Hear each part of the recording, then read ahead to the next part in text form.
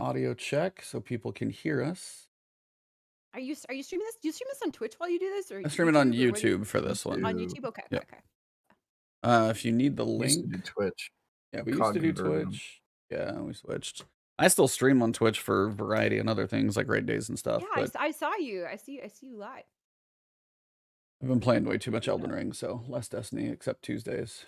I've heard really good things about Elden Ring. Not gonna lie. So good. So good. A So lot of people. good. I'm in a D&D group with a bunch of nerds, and they. Oh shit! We should talk They about love that. Elden It's like we're about to, we just opened up another 30-minute section of the podcast. You really did. You really did. Oh no. Oh yeah, It's no. it's my first. You said one of my trigger phrases. Oh so my get ready gosh. for that. Okay, that's fair. That's fair. This guy over here is like a dungeon master or something like that. So Oh, yeah. Game master, but Game yeah, master. I've been GMing for like 15 years. So he's been dungeon mastering so long. It used to be called something else. Well, no, it's game agnostic. So I actually don't play D&D. I just do tabletop RPGs that aren't D&D. So Dungeon Master is specific to D&D. Oh, okay. So that's why I don't. There's other tabletop games besides that? Oh my god. Okay, So hold on. Put a pin in it. Put a pin in this for the podcast. We gotta get going. I have a lot of questions. I'm about to preach to you. Oh my god.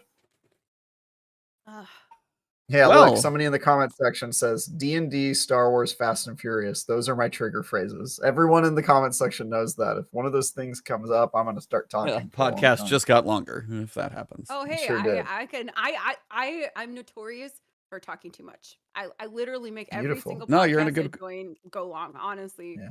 I just we average 2 hours, so I guess we'll see how it goes. Okay. Do we average 2 hours at this point?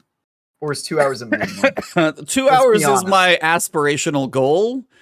There tends to be some random distraction like towards the end, and then there's a tangent about my eating habits or something else that gets us off. Since you added me, Cog and I just dogpile on you. Oh yeah, the show's gotten a lot longer. And then if we get somebody who just throws earth sauce in there, I'm in trouble. That was earth sauce. Yeah. Okay. I swear to God, I'm gonna make that a brand. Earth sauce. It's my water brand. Oh, I saw some stupid thing on the news where some weird, like, hippie guy was selling raw water. That is a California Bay Area hippie thing. It's really dangerous. Exactly. They're like all about Is it. that like you like tap into a sewer or something? No, it's like it's like just natural spring but unfiltered, basically. You take a natural spring unfiltered water, and it's like they sell you the super expensive water that turns like disgusting green if you don't drink it within the first hour.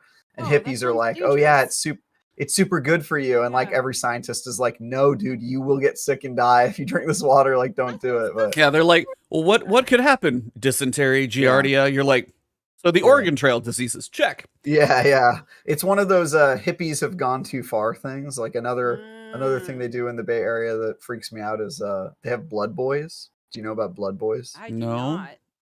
Blood boys is when like you're an older person and you get a younger person to come over and give you blood transfusions all the time. That was on a TV show or something. I saw that on I think they talk about it in Silicon Valley, but that's a real thing in the Bay Area. Yes, I saw it in Silicon Valley and I was like, people don't actually do that. That is They do. That's a real thing. And it's like, it's supposed to rejuvenate you because you're getting younger person's blood and fill you with energy. And it's just like, geez, dude. The hippies have gone too far. Okay. You guys got Audacity up? I have it going. Hopefully it's working. I was gonna say, you already started it? Yeah, I started it with the little record button. How long have you been recording? For like 3 minutes. That's fine. I mean, it's good. I just know. Yeah. All right. Normally I say, we can just record. To go. I can stop it. No, you're good. Yeah. I mean, Should I start now? Yeah, go ahead. Bye. All good. Done. Started. Here we go. All right, we'll go silence on the set, and you'll know when we bring you in, but we gotta get the intro going. So, Cog's not here, so I guess I'll just take it on this one. Everybody ready? 5, 4, and we are live. What's up, everybody? Ebontis here with the last word tonight on this Thursday night. We are without LordCognito. That man is in recovery mode because he is burning the candle, I think, on every end possible right now. So we are going to hold down the last word campfire without him, but we have Of course, my co-host, who is the most dapper dressed as usual. What's up, Ty Guy? How you doing? How you doing? That was a pretty good cog impression for your intro. If I could give you one piece of note, just okay, a little feedback here. As a thespian and aspiring, It's gonna be one of those nights. Everybody, strap in. I'll tell you now. You missed the pre-intro giggle. Oh, where he goes, huh, huh, huh, we are live. You know that you got to do the giggle before you say that we are live. I feel like it's a very important part of his intro. If Cognito's out there right now, he's done. Other than that, spot on. That's what I have to say. Chef's kiss. What have you been up to, man? Beautiful. I'm reviewing a video game right now. I cannot talk about it. What would be going on in May? I'm trying to think what would be April. I swear to you, it's not a game you have ever heard of. But okay, I am in desperate pain. It is a terrible video game. I just finished it last night, and I was gonna write the review today, and then I just decided I need a break from thinking about this game, and so I'm gonna write it tomorrow. But Nerf Legends, it is at least as bad as Nerf Legends. It's somewhere around there. It's so bad, dude. It is. I cannot talk about it without giving away what game it is. But okay, Crossfire X multiplayer was a 2, right? Yes, and then Crossfire was a 3. Yeah. Nerf Legends, was that a 4 or a 3? Nerf Legends was also a 2. Oh, it was that bad? Yeah. Okay. Yeah. So this one's 2 is the lowest I've ever gone. I'm thinking it'll probably be a 2 or a 3. I don't see it going above a 3 at the very most. It's just, I am sorry. I can't really get into details, but let's no, you're good. It's not just a bad game because it breaks all the time. It's also the content of the game is like deeply offensive. Oh, that's exactly what you want in a video game. You're like, good, it doesn't work and it's awful to play. So it's so bad, man. So anyway, I've been playing that. I'm playing Lego Star Wars. Well, that's got to be your palate cleanser. Oh, I love it. It's so good. I can't believe how good that game is. It really feels like a next gen game. G-Man asks, why is IGN always giving Travis these trash games? I have a feeling that when IGN feels that a game is going to be bad, this is just my theory. Please don't say that this is true. We're just going to speak this into existence for you so it happens all the time now. My theory is that when they see a game and they think this game's bad, they want to give somebody who they know is going to give an honest opinion about it. And they know that, I don't mind playing bad video games that much because I kind of find it fun. It's like a really bad movie awful night smell, or bad movie night. Yeah, something like that. It's sort of interesting. But yeah, it's I messaged one of the guys on the IGN team after I had played it for a couple hours, and I was like, so you guys knew this game was going to be bad when you gave it to me, didn't you? And his response was, I don't know what you're talking about. And then that gif of the monkey going, or like Homer just fading back into the bushes. Yeah. The monkey puppet, like looking over to the side. So I was just like, this guy, I was set up. But anyway, that's what I've been doing. How about you, E? What are you up to? I am level 125 in Elden Ring. I'm about 90 hours. I'm working on becoming King of the North, which if you've played, you know kind of where I'm at. That makes sense to some people. That game just keeps blowing me away, though. Every time you think you're seeing a little more, every little puzzle. I was lost in a catacombs for like an hour trying to figure out where to go. And it's just the little puzzles in there. You think you've seen them all, and once again, you haven't. So, no, I'm playing every moment I can. I even streamed it for literally 2 hours right before the podcast just to sneak some in. So no, I don't know how much more I have left. I'm guessing I might be 2/3 through it from everybody saying it's about 120 hours or so, but no, it's one of those where I'm kind of trying to stretch it out as much as possible. So I don't actually what Our guest, we're going to introduce her really quickly because she has changed her camera and I can't keep a straight face. So let's get our introduction in and we will get going here. Elden Ring's been fun. I've been raiding a lot. No, that was hilarious. I'm going to have to ask about that in a second. Okay, hold on. All right, so let's introduce you because now I broke the fourth wall. All right, welcome to The Last Word, episode number 192. As we get farther into the season and the difficulty is cranked up to 11, we are faced with a couple of acute issues. The scientists of Gambit got some wires crossed, and the Grandmaster door opened up to throw everything and the kitchen sink at Guardians who wanted to challenge. Our guest tonight is a veteran of high-level Destiny content, but that's no surprise as the gaming journey started many years ago with the likes of Mario, Mortal Kombat, and Final Fantasy. Bungie made the first shooter she played, and fittingly, now the one that she's hooked on for life. But it isn't just her FPS skills that will keep you around. It's the joy she brings to her streams and those around her. Just jump in her chat for 5 minutes and you are likely to put a smile on your face and likely be laughing out loud for any number of reasons despite whatever is being talked about on stream at the moment. While she may be dressed like a Disney princess at times, it is not likely her chat that would give her a G movie rating. So let's welcome a lady who hails from the land of 1,000 lakes, Twitch partner and member of Last Rites, certified goofball who also got secret access to the dating side of Twitch. The one, the only, Tiddly. How are you doing? That is literally the best intro I've ever had, and I'm totally stealing it. That is totally fine. That is, you are allowed to use that part of the audio for anything you choose to. Thank you so much. I'm doing great. How are you guys doing? We are good. Excellent. I'm excited to laugh and have sore cheeks by the end of this show. Seriously, like I jumped into your stream a couple times randomly, and one of them, I think it was earlier this week. I don't know what you were doing, but it was the weirdest topic of conversation, and I was just like, "What did I walk into?" So I was like, every so often, it sounds like your things get off the rails, but it's very fun. Oh, absolutely. I think that that's actually the best way to stream. I find that the best way to stream is literally just trying to provoke reaction, because if you're and I feel like that's why my community and my chat tends to be so interactive, because I do anything I can to like rile them up. So I'll, be sassy with them and I'll bring up weird topics and they'd be like, what are we talking about? But it does kind of come up with these kind of like, what is going on here type moments.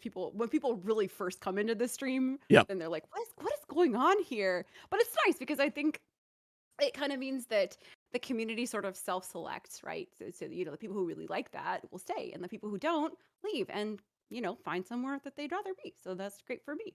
Yeah. So, yeah. Well, Travis, I'd like to get this started. Yeah, if I could. So you in Ebontis's intro and in the survey you filled out, you talk about how your first shooter was a Bungie shooter.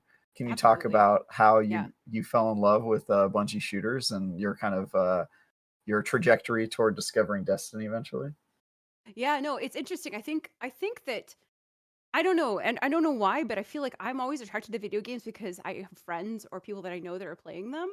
And so for me, Halo Reach was my first-person shooter. I've been playing other types of games before that, but my sister, actually, funnily enough, was really into the Halo franchise, and it just turned out that Halo Reach was the game that was out at that particular time.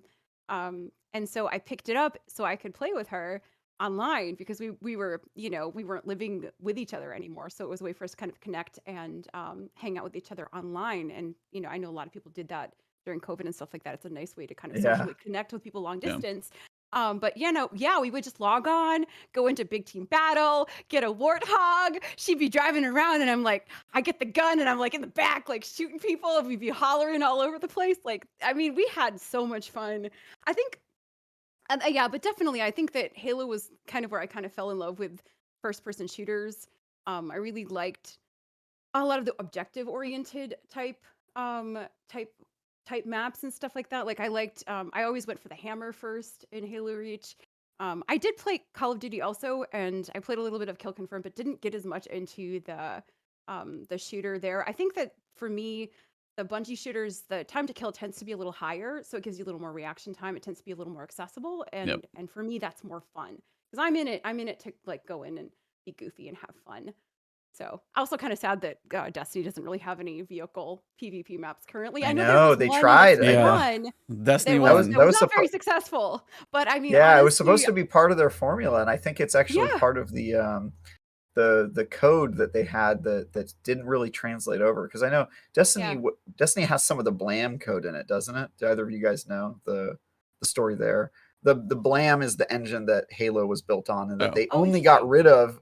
They only got rid of Blam with Halo Infinite. They were using it all the way from Halo Combat Evolved through to Halo 5 Guardians. So that wasn't proprietary, like when they sold Halo. 343 No, got the I engine. think they kept part of the Blam engine in Destiny, if I'm not mistaken. I'm sure somebody will correct me on this. Converted But it to I'm pretty Tiger sure- or whatever it is that they call it now. Yeah, I think it ended up some of that ended up becoming part of Tiger, or at least some of the people who worked on it were there. But That's so interesting. the vehicle part is like a part of the Blam engine that I feel like never really translated to Destiny for No, some it reason. And they really gave never up on it did. way too Yeah. quick, in my opinion. I feel like they could have developed it and they were just like, nah, let's just drop all the big maps and just never talk about vehicles again. It's super weird. It's kind of sad because the vehicles were really, really fun in Halo Reach. They were so much For fun sure. in Halo Reach, and they really were not fun in Destiny 1. There was literally They one weren't. map.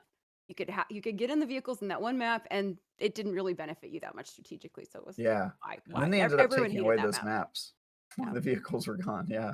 Which is Yeah. weird. Because there was that one on the moon, I think is the one you're talking Yeah, about. First the Light. one. There was Yeah, one the on moon Mars map. at some But then point. they I added feel one like on Was there Mars. another Okay. one? Yeah, I don't remember that one. exactly. And they took Yeah. that one away. The Mars Yeah. one came later. I think that was with the third DLC or something. But they Yeah. removed it. They were like, Yeah. whatever. Yeah. It didn't bye. last. But there definitely is a similarity in terms of this sort of Halo gun feel and the gun feel in Destiny. And I think that's one of the reasons why the game is addictive, is that sort of like the way that the guns feel to play with. They're individual, like the sound that they make is interesting. You know, I think that there's no shooter that I've ever picked up that plays as fun as Destiny in terms of gunplay. Yeah. But I think that Halo definitely I think that sort of my enjoyment of Halo and how that felt definitely translates to how some of the reasons how I really Right. enjoy Destiny also. Did you check out the new Halo, the Halo Infinite game at all? I haven't actually. There's like just Oh, way too wow. much to do in Destiny right now. That's Just true. like That's what true. am I supposed to find time for that? But yeah, is it good? Do you like it? Halo Infinite weirdly has been a great outlet for us PvP mains who have sort of been Mhm. scorned for a while Yeah, that is an by absolutely fair Bungie. comment. Yeah. Yeah, for sure. Yeah. So but as a PvE main, which you are, Yeah. you Yes. probably just have so much to do that you're Oh, not I'm having a really great trying time. to- Game is in a great place. Absolutely.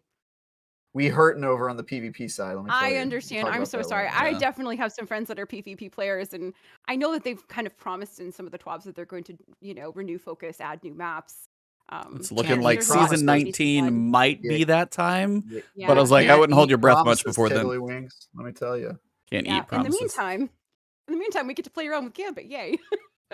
Yeah. Oh yeah. Yeah, we'll get to love those. that. Yeah, We'll get to that Gambit's later. been Sure. an experience, but yeah, we'll get to that a Yeah. little bit. But I want to kind of touch on just some of the games even before shooters that you've enjoyed Sure. Right. I mean, obviously some old school ones, and I know even just some OGs that we all know. It's like, what are your just like favorite games? Obviously, Halo got you into shooters, Destiny, you can't stop playing for thousands of hours or whatever, like all of us. Yeah. But before that, or even like mixed in, what are your other games that you've like, if you had top 5 games, like where are those in your history of things that you've got? Ooh, that's a really good question. Number well- one's Destiny, obviously. Well, yeah, number one's Destiny. I think that it's always wise, so you don't become a burnt out, angry person on Destiny Reddit and Twitter, to have an alternate game to play when the season has a lull and before the new content comes out. So I usually reach for Overwatch. Funnily enough, because Oh. Overwatch is one of those. Overwatch is a game where it's a first-person shooter, but then all of the characters already have their own builds and their own weapons, and none of that changes. You don't have to grind any of it, so it doesn't take any work to get back into it. So Overwatch tends to be my game that I play consistently when Destiny has lulls. But I'm playing Tiny Tina's right now and really Oh. enjoying that. That's super fun. Nice. Um, I reviewed know? that for IGN. Great Oh, game. fantastic. Yeah, Yeah. no, I'm really, really enjoying it. It's very, very fun when I can kind of like fit the time in to do that. So I'm enjoying that right now. But I What's your class? I started with a Berserker and then I just unlocked the Clawbringer, I believe. And you Is can that pair them right? together, Nice, right? nice. You can match Yeah, up you crazy can Yeah, you together, can classes. and multi-class. I think Speaking of for D&D, my Oh, sorry. Yeah, go ahead. I said Speaking of speaking of D&D. Oh, D&D, right? I know it all kind of nicely connects, doesn't it? Yeah. But yeah, no, I heard that the companion build is really strong. So I think for my next playthrough, I'm probably going to do that. But I'm still working on my first playthrough, kind of in conjunction with like playing Destiny right now. So that's kind of fun. Nice. But I mean, I like playing Overcooked. Have you ever played Overcooked with Oh. friends? It's crazy. You can It's make friends chaotic. and also burn bridges at the same Yes. time, depending on how it Yes. goes. Absolutely. I like to murder people with vegetables in Overcooked. That's my favorite Oh, thing good. to do. That sounds like a Yes. Mrs. Doubtfire quote, just slightly wrong, but I get it was I run do, by it's very fruiting. fun. A lot of my friends won't play it with me anymore. I don't know why, but If you murdered them all with vegetables, I think I've figured it I know out. why. Yeah. No, but we were actually talking a little bit before the show, and you said Tiny Tina's and then Dungeons and Dragons. So I'm just gonna t-ball this one up for Travis. You said you actually have played D&D kind of for the first time getting into it. So I wanted to let Travis kind of pick your brain on your experiences there. Well, no, it sounds like you've played D&D extensively, right? Is that my understanding? Oh, no. This is my first year. I just started like this year. Yeah. Oh, No, but so I you're hopped in. I am a newbie, but I did hop in a game that's been going on for 5 years. So it's a very long existing game. That's tough. Unless they gave you a really powerful character. That's tough. They started. I started out at level 11 and now I'm level 13. Oh. So you're already unkillable at the start. Assuming you're playing 5e, right? I don't know what that is. Okay. But I have no clue. You guys both know more than I do right now. That is like the one thing I've never gotten into. So there's lots of different versions of Dungeons and Dragons over the years, and 5e is the current edition. It's called it's 5th edition is what 5e stands for. So, no, my DM is just has all of the current stuff. He has like the monster book. He has like the critical hit cards, which he won't let us use anymore because we had one guy roll a critical fail and pull a critical fail card, and he lost 1 intelligence permanently, and no one will let it go. Everyone is like, haha, Gomar, you're dumb now. You lost an intelligence pointer permanently. So we don't do critical hit cards anymore. But he's got like he has this little like basement area, and like whenever there's a new monster that comes up, he'll like go back there and then bring out this new monster, and just that he's spent hours. Are you doing it on Zoom or are you in person? Oh no, we do it in person. Oh, nice. We do it in person. Beautiful. Yeah, I hate doing RPGs over virtual. It just doesn't have the same impact, I think. But yeah, before the show, for those in chat who missed this, I was talking about my history as a game master and how that I don't play Dungeons and Dragons, but I play lots of other tabletop RPGs. And Tiddlywink said, there are other RPGs, and I was like, oh boy, we're about to get into it. So and worms everywhere. Exactly. I got this bundle from Tiny Tina, and it has two role-playing books included in it. Yes. So there is Bunkers and Badasses is a real tabletop RPG that you can play. Which is kind of interesting, right? So you could actually do that. Yeah, I think I'm gonna get my DM. It's based off of the video game, obviously, but that I own that one. I probably own like over 50 tabletop RPGs. I actually used to review them back in the day.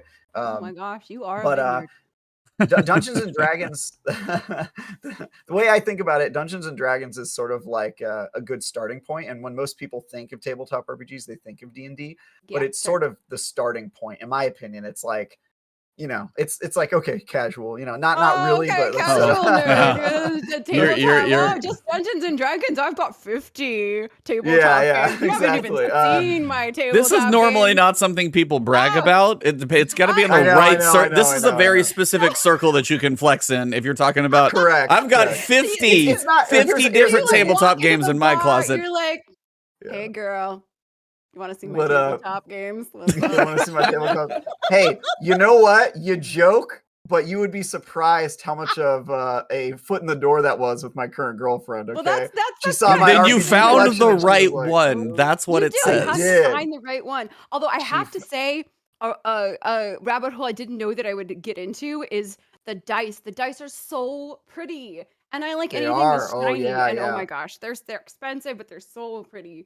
So I'm super into I keep it pretty basic, but some of my friends have like over 200 dice, and they bring them over every time we play RPGs, and I'm like, you're not going to need any of those, right? And they're just like, but I want to show them off. Yeah, look at this. Look at this set. It's made of meteor rock, and it was sculpted by blind nuns.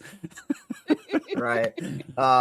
G-Man, I'm not an elitist on tabletop RPGs. I simply... D&D is everyone's first, and I respect it a ton. I just think that you can only play D&D for so long before you kind of want something different, because D&D is pretty generic. Let's be honest. It's kind and then they made a Star Wars game, and you had to leave D&D behind. They made a Star Wars RPG, which is far superior. And then there's also, I just love indie RPGs. There's so many great RPGs out there made by small teams. Then you can play them and just be like blown away. Now I know this is going to be difficult. You can pick one outside of D&D to recommend. Only one to recommend to someone. Yes. So you're like, all right, you've played Okay. D&D a lot. I need one more. Not your list of 50. One. It would depend on what type of player they are, because there's some players that are really into the stat part, the board game part of D&D, and if you're into that, you probably want a game that's a little bit more like chunky. You know, it has more like numbers and math and like strategy on like you doing stuff. But the type of RPGs I like are really the story RPGs. And so if you're really into like the storytelling part, then I have a million recommendations. But the one I would give a shout out to, because it's kind of the one that I've been obsessed with for like the past 6 months or so, is this game called Legend of the Five Rings. It's a like old feudal Japan, dynastic China samurai Where's Cognito when we need him? Yeah. Right. No, he would love it. He would love it. It's so great because it like basically the entire game is set up for like your character has like desires and personal things that they want, but they can't do it because they're just like a stoic samurai who's sworn to basically like sacrifice themselves for the good of the empire. And like it's all that like drama and like putting aside your personal wants so that you can do your duty and your obligation. And it just has so much beautiful storytelling drama. So if I'm really going heavy nerd, that's the one I would recommend for people. I have a question for you too. How would you describe yourself as a DM? Like, what's your style? Ah, yes. Yeah, I'm pretty. Do you do like voices and characters, or you? Yeah, do you like? Yeah. And like, you know. Okay, give us a couple characters. I want to hear a couple of these characters right here on the spot, not in the moment. Yeah. Yeah, I know. As somebody in the comments said, I'm so alive when discussing this. You should see me playing as a game master. I'm like really, really into it. It's kind of disgusting. So if any of you guys are in San Francisco, by the way, anybody in the comments section, if you're ever in SF, you're welcome at my table. That's a real offer. I will actually let you come play with me. But anyway, yeah, as a GM, I say this with total sincerity and not as a brag, but I think I'm like one of the goats of game mastering, to be honest. And like modest like, as really, well, really, very like, modest. Yes. I mean, I just honestly think I'm really like unique. So I write my own stories. I put in like a ton of effort. Do characters. I even make music for some of my campaigns. So like I'll make like themes for certain characters. I go super hard on this, you guys. So you have all this time invested in this is a Destiny podcast. We will eventually get there. And we'll get back to Destiny, I promise. We will. You love these characters, you created them, you're so creative and original and unique and amazing and an amazing GM. So what happens if one of your players just up and murders one of the characters you've created, which is not one of the characters I've created? Oh, that's totally fine. I have no attachment. Yeah, no, I have total attachment or no attachment to my characters, or I actually think characters dying can be like great storytelling in RPGs, but it kind of just even depends, if it's unplanned. Right? Like, yeah, you're able to kind of like maneuver. So you're sitting at dinner and I just stabbed the dude next to me. What do you do? I don't. I'm actually not one of. I'm not one of those GMs who like railroads people or creates a path that I expect you to follow. I'm very much more open ended. Like I have. What I'll do is I'll create like a timeline of what would happen if the player characters weren't there at all, and then I let them sort of impact that, right? And so they have the total independence to sort of like do whatever they want. And this is getting super off track, and I love it, but we should probably get back to Destiny. But just so you guys know, when I get into video games, I approach it from this this kind of perspective. It's the reason I'm so into Destiny, to be honest. It's kind of the same thing. It's RPG mechanics and storytelling and all the stuff we love about games. So, well, for our guest Tiddly, and try and swing this back around a little bit here, had a question in chat for do you have any accents that you are either good at or proud of? Yeah. That's one of my moderators, and they're trying to bait me. All of my accents inevitably sound like Mrs. Doubtfire or a horrible Russian accent. So beautiful. So no. Please, no, we're not going to get. What is your character? Tell us your level 13 character. What are you playing in 5e? I am. I'm basically a tank. So I told my DM that I wanted to be a character that was similar to kind of a Titan, because that's my favorite character. I was going to say fits as a Titan. Bring it back, because I'm a Titan main. So I was like, I want to be a tanky character. In retrospect, I kind of wish I picked a character with magic, because magic is really, really fun. But basically, I've got like more hit points than any other character in my game. So I basically get in the middle of it and then just but my character essentially she's a mercenary, but she was I kind of like she was kind of trained in the circus. She ran away to the circus when she was little. And so she's an acrobatic fighter, essentially. So she uses Oh. double blades. You're the main She's very character from tanky. Psychonauts. Psychonauts. Actually, I modeled her after Jackie Chan. I was thinking like, Oh, but also, but okay. kind of like more with the Japanese like hakama. Like she wears like this sort of like voluminous pants to hide her movements when she's being acrobatic and fighting.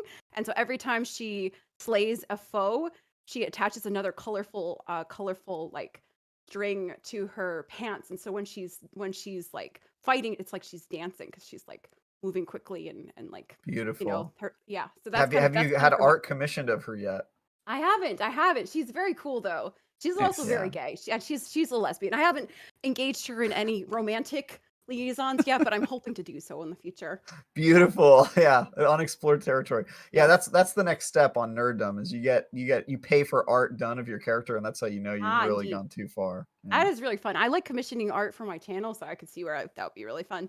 Put that on your to-do list, apparently. Well, 30 minutes in or so, we have. As soon as D&D came up, I knew. I knew it was going to be trouble. We literally said that before the podcast. I was like, "Oh, worms everywhere." It happened. All good, but we all have actually been playing this Destiny thing. Every so often, we do that in between Elden Ring and D&D and all these other things that we tend to. I'm sorry, Star Wars games too. Star Wars. I heard Star Wars Lego is amazing, by the way. Star Wars Lego actually looks really, really cool. I thought it really is like way better than I thought it was going to be. Yeah. To be honest. I've heard people are like, this thing has like so much more. Like I've heard it's a much bigger game than anybody expected. I mean, I figured with the 9 movies it was going to cover a lot, but they could do one little section. I doubt that. No, dude, if you saw it, you'd be like, maybe, like it might be like the sheer 100-hour Elden Ring or 100-hour Legos. I'm sorry. It might be more than 100 hours, to be honest with you. That seems ridiculous. I just looking at the map, it's got open world. You can travel between like 50 different planets, dude. Like it's crazy. 300 plus characters. I'm honestly like, I wouldn't be surprised if people had longer play times than Elden Ring on this one. It's so I mean, I guess big. if you're trying to collect every little 100% or something, it might take a little crazy while, but for sure. So this week in the world of Destiny, since I may as well have a very horrible segue to get us over there. But thank you, Tiddly, for joining us. I appreciate it. We know you are in fact a Titan. So you're actually, since Cognito is not here, we have a Titan podcast. All 3 of us Titan mains. Right. Let's go. So what is Team your mech, right? We must all be on Team Mech. Team Mech? Team Monster or Mech? What are you? Obviously Team Mech. I feel like unfortunately, here's my hot take on the voting. Okay. So Team Mech ostensibly better for Titans. I mean, look at how the Titan Cyclops. looks really good. It's gonna look really good for the Titan rocket boots. The pants look like Titan rocket boots.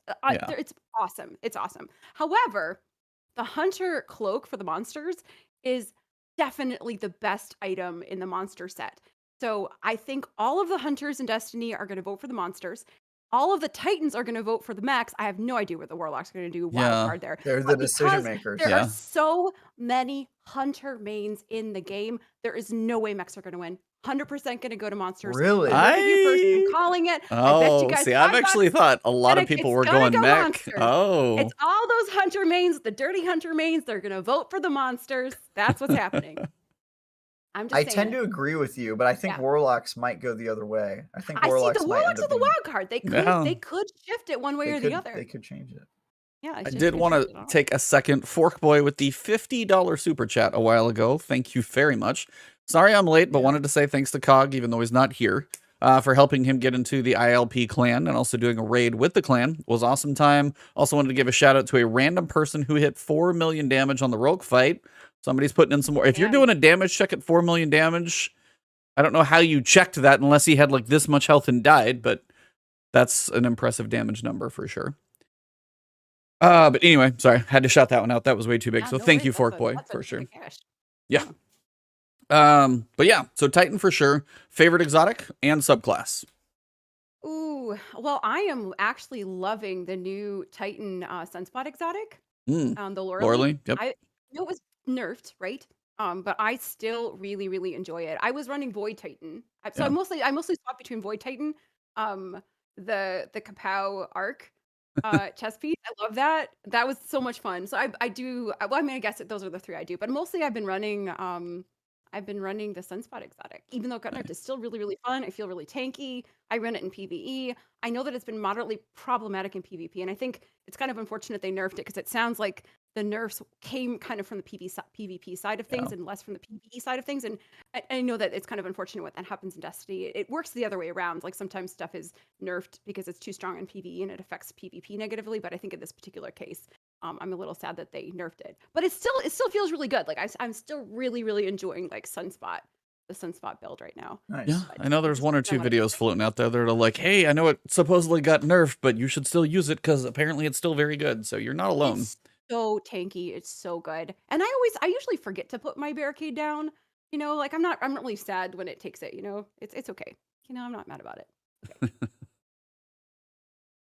Yeah. I don't know. Travis, what do you main typically for your subclass?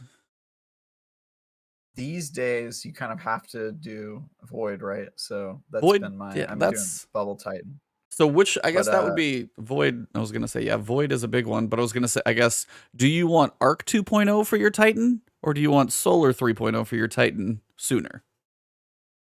Either of you, by the way. I think Solar needs more of a rework personally, Okay. because Arc is usable. Like you can do the what do you call it? I'm blanking on Curious the of the Falling Star, yeah, Thunder yeah, Crash. Curious of the Falling Star, Chess Thunder piece, Crash, and Yes. that's pretty good. I mean, that's what I've been using for damage on Rolk. So, yeah, but the Solar, there's really not a lot of use cases for it, and I think it really needs an overhaul, especially the hammer. The middle one, the big sledge. The middle tree. Yeah, Jeez, no man, one that uses thing the needs big a rework hammer. real The big bad. hammer's the meme. Although people do use we're using the mini hammers for some really interesting low man stuff. You know, Yeah, the little melee builds that yeah, you the can mini do. hammers. The Is mini that like, are hammer you using builds like with Worm the God Caress or anything like that? Yeah, I've been I mean, I don't do that, but I know that like once you punch Worm God, mini hammers, like all that stuff has been really interesting in terms of breaking the game, and I always find it interesting when people break the game and do cool things. So, but yeah, I personally disagree. I kind of want Arc to get buffed. I think Solar is maybe one of the more used across the board. If I'm not talking selfishly Yeah. Titan wise, because I mean I kind of agree with you in terms of Titan wise, but I feel like across the board Solar is has more utility currently, especially Yeah. with Warlock in particular. But Yeah, also I that's think true. what I'm That's most true. looking forward to in terms of the 3.0 classes is the animations, because we Mm. were talking about that today. Like I love when I'm playing on a Void Titan, I love putting my barricade out Shield because down it's just like now. chunk. It's like so fun. And then the shield throw, you're just like it's like a frisbee. You're just like you know, like I love that. I think that it's going to be really fun seeing sort of like the upgraded animations. It makes the playing more fun when they have those. I'm curious to see what those are. And also, I really, really, really, really want them to add the synaptic spear that's in the PsyOps battlegrounds Yeah. to the Arc 3.0. That would be so much fun. That is such a fun weapon.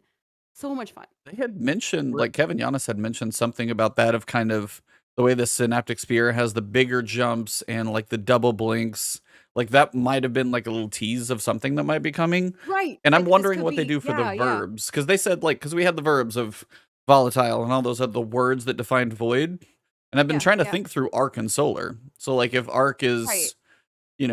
fast, bad choice of words, I'm sure they would have, but like blink or anything of that nature, and the Solar's going to have burning and exploding and healing. And I'm kind of wondering what the 6 words they use for the other 2 are going to be. Shout out real quick to MRI Gamer. Love you, Titty, but Trav, be happy I wasn't in chat last week as you were a Destiny PvP elitist. I would have put you in your place. Love you all. Ebontis, keep up the lone player struggle. There we go. Good to have a little balance on the podcast. We got Travis is a great way to round out and bring different perspectives. That's why the 3 of us tend to make things interesting, and the guest just figures out who they're going to lean on. If it's talking about picky food, I lose usually, but that's the whole thing. But yeah, it's like I'm very curious what they do if Solar leans into healing a bit more or something, and we get because we have the well, and then we have our sunspots. Hunters don't really have anything, and if they get something like that, that'll really kind of mix things up. I mean, I see it as sort of the problem with the exotic glaives this season in terms of defining that particular burn, right? Yep. So like obviously the Titan one is the bubble, which is kind of connected to sort of like the protection, the whole identity of void. Yep. The solar one, what is it? The Healing Warlock one is little connected to bubble. healing and solar, right? Which makes sense. That's all connected to sort of like wells and healing nades, all that stuff. And then the hunter one is what? Chain light. Yeah, it's like a Yeah, forbearance grenade launcher. That's all it is. You're just okay. So I think that Bungie may be having a hard time kind of pinpointing that arc identity. I think that's like demonstrated in sort of the sort of weak. Well, I mean, I don't know. I know that they buffed the glaives recently. I don't know how good they are, but I've heard that they're just made generally not super exciting. They still But suck. I feel like of the three, the hunter glaive is the least exciting because it's arc and because they don't know what to do with it, right? Because they don't have an identity for the arc yet. That actually makes a lot of sense because yeah, it's like when you think about arc, you might have movement, you might have chain is the only thing I've heard them like chain lightning for like Risk Runner and other stuff, but and you've got lightning with Thunderlord and stuff of that nature. But yeah, when you get to the glaives, you're going, you literally do what a grenade launcher does. That's it. Yeah, right. That's not fun.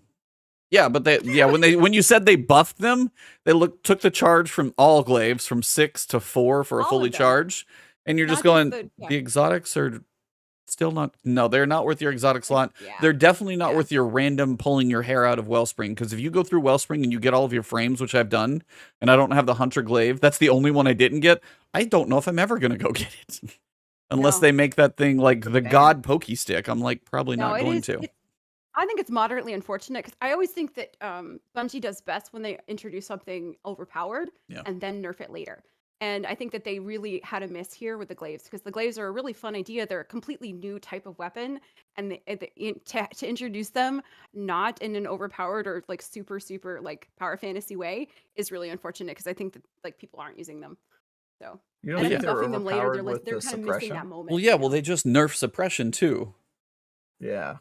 I mean, Paul was. I feel like they were overpowered at the beginning, though. That for those first couple weeks with the suppression, I mean, they had to turn it off. Oh, that's true. The hunter invisibility glaive, not necessarily the exotic one, but just like the regular glaive with the invisibility build. But that's more so like the artifact mods. Yeah. Where, Well, and that was the first time.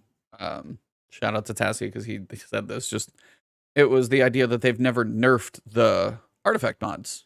Because they're meant to be temporary, they're meant to be strong because they have a short lifespan. Even in even in 6 months, they let us have god tier linear fusion rifles for 6 months long. But the suppression thing's a little bit too strong, and I don't know if they were just like people are going to run all over GMs or whatever it was. But no, it was really weird for them to actually nerf those artifact mods because that gives even less weight. They've actually reached in and changed them. I think so. Maybe I feel like it. I feel like because I mean we've had god tier grenade launchers.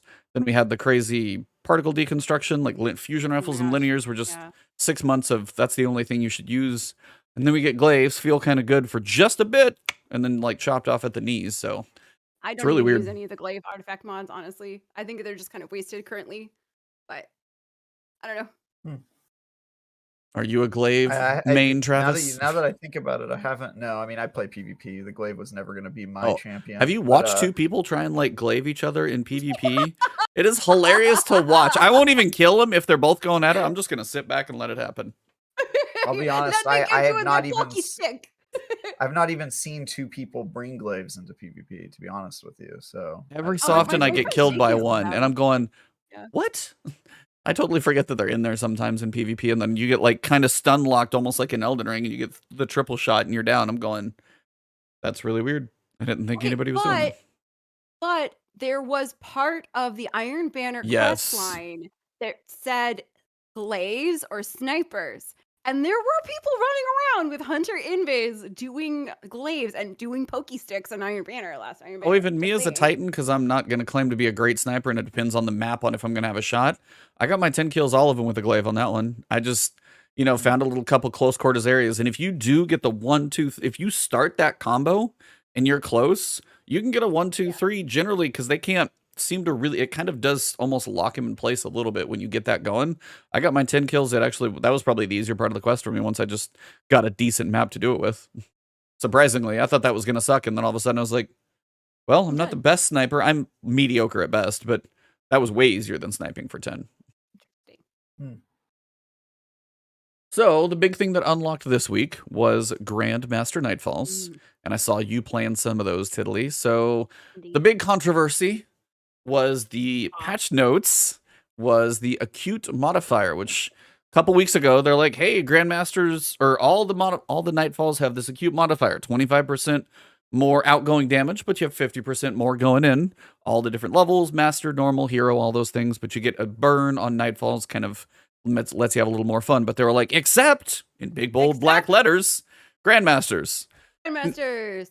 Now, as many people as look over the TWAB, we're going to go a little tinfoil hat, I guess, here. As many people as probably look at, review, edit, maybe the TWAB. It can't just be like the community manager. Other people have to put the pieces in there. That was big, bold, black, like big, bold letters.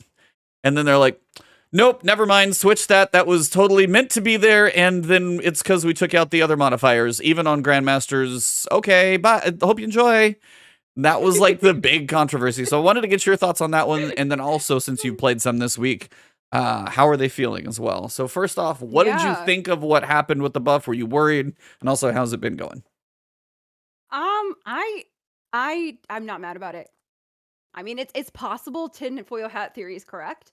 But I think that in terms of the like high level PvE content, I've experienced worse modifiers than the acute modifier, That's honestly. true. That's And true. and you also Attrition can can build just to go to hell. compensate. Like glass. What was the melee one where they one hit killed you with the melees? Oh, Um, I know what you're talking uh, about.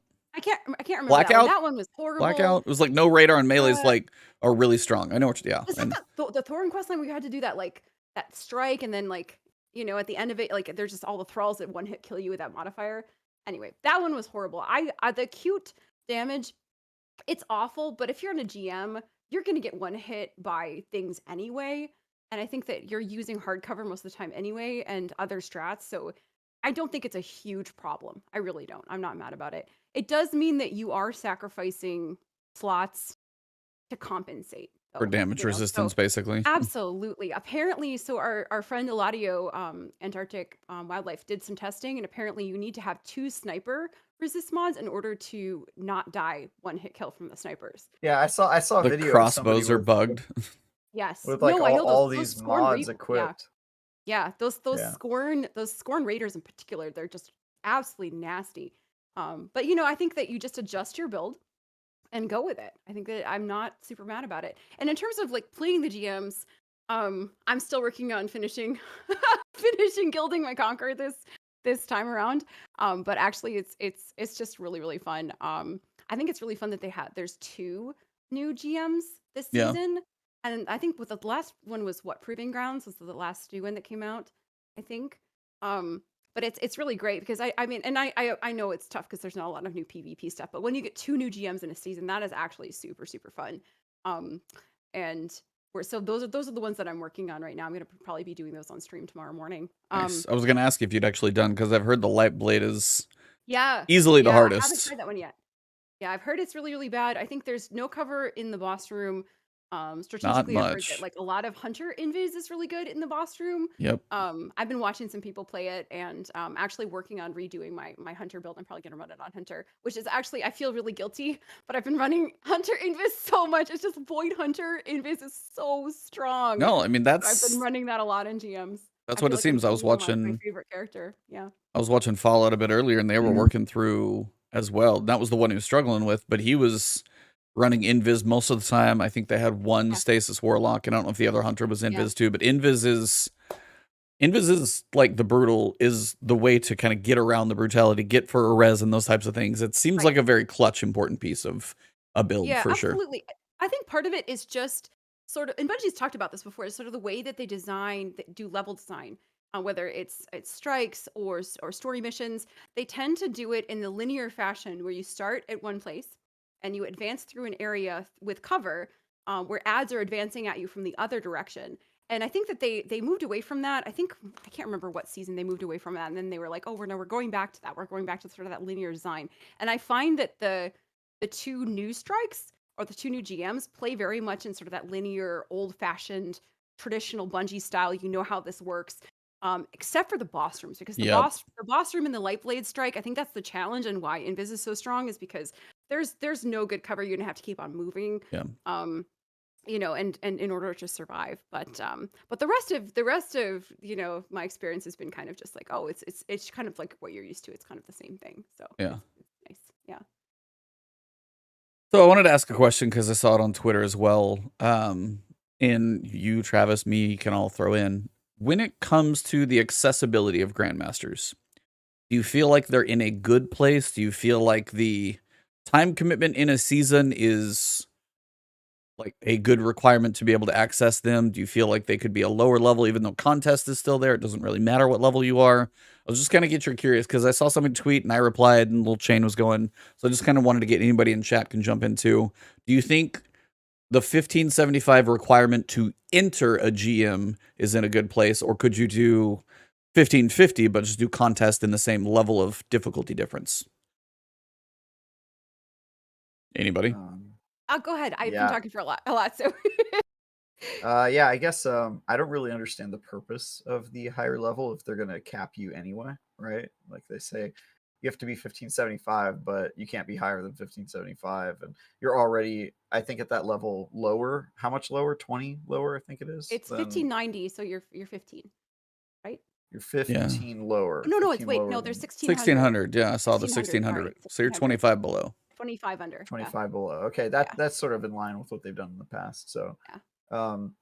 most of the time when I don't do Nightfalls, Grandmaster Nightfalls, it's not even necessarily because I don't want to do it, although I certainly don't want to do it.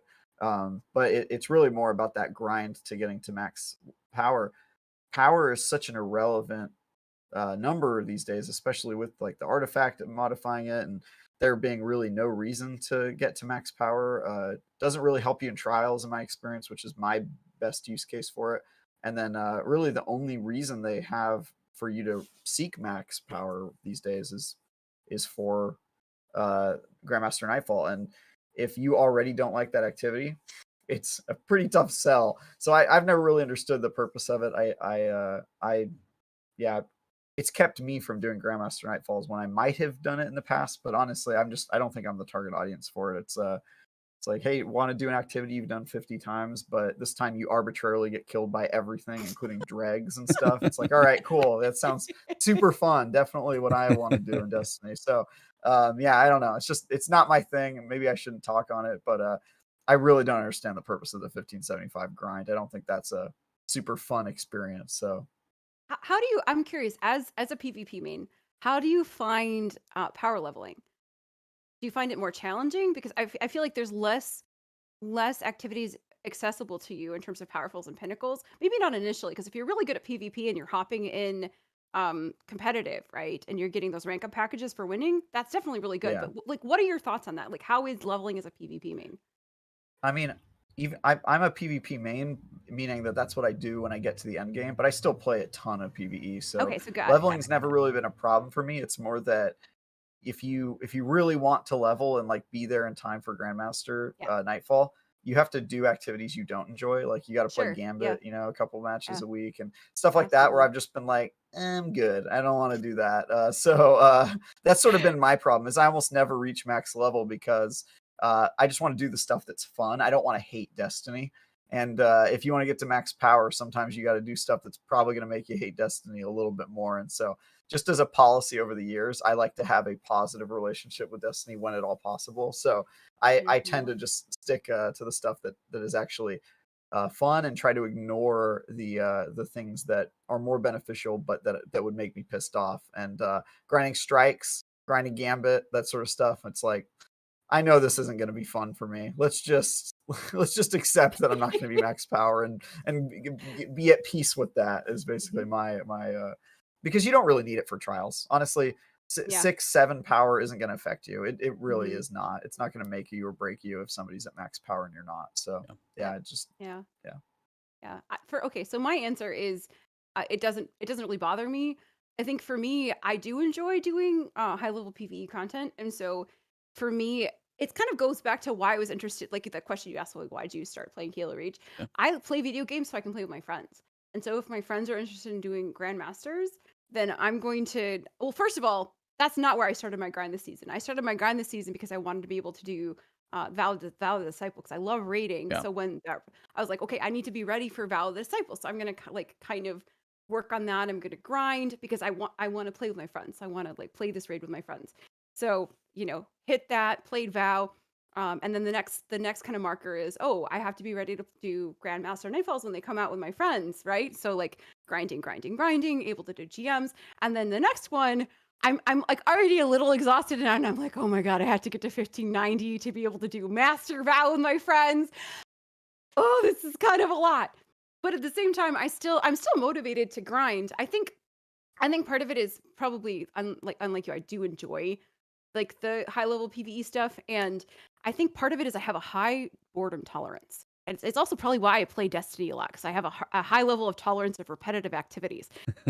You're in the right place. Don't say that. You are describing a certain type of player. You're describing Bungie's favorite type of player. For real. No, I really do. So but ultimately the motivation for me in terms of the grind is always friendship and always playing with buds. And I like things that are hard, and I like being able to like go in there and prove them. Like if you go into a GM, you're the last person alive, you clutch it up, you make that big play, I don't get to do that in PvP. I don't get to 1v3 and just be like, oh my God, I hit that collab, and oh my God, I clutched that up and we won. Like I can't do that. I don't have the fast. PvE is your moments. PvE are your moments. PvE gives me those big gamer moments that I crave, and I enjoy doing that with my friends. So I don't mind putting in the hours and doing the grind in order. So let me ask you this. Bungie loves you. Yeah, they do. But let me ask you this. If you got to do the same activities, same level of challenge, difficulty, and hero moments, but you didn't have to grind to do it, would that be a more favorable situation? Good question. And I don't have a good answer for that. I think part of the reason that GMs are fun is the sort of exclusivity, which comes from people who aren't like that. You're in an exclusive group if you do put in that much time in order to get to the level to be able to do them. So I think, which is a very streamer, you get to play 4 hours a day for your job. True. I was gonna say that's also something that I would get flamed for saying if I said it about trials. Yeah, absolutely. And I totally get that. But I don't know. I definitely see that aspect of it.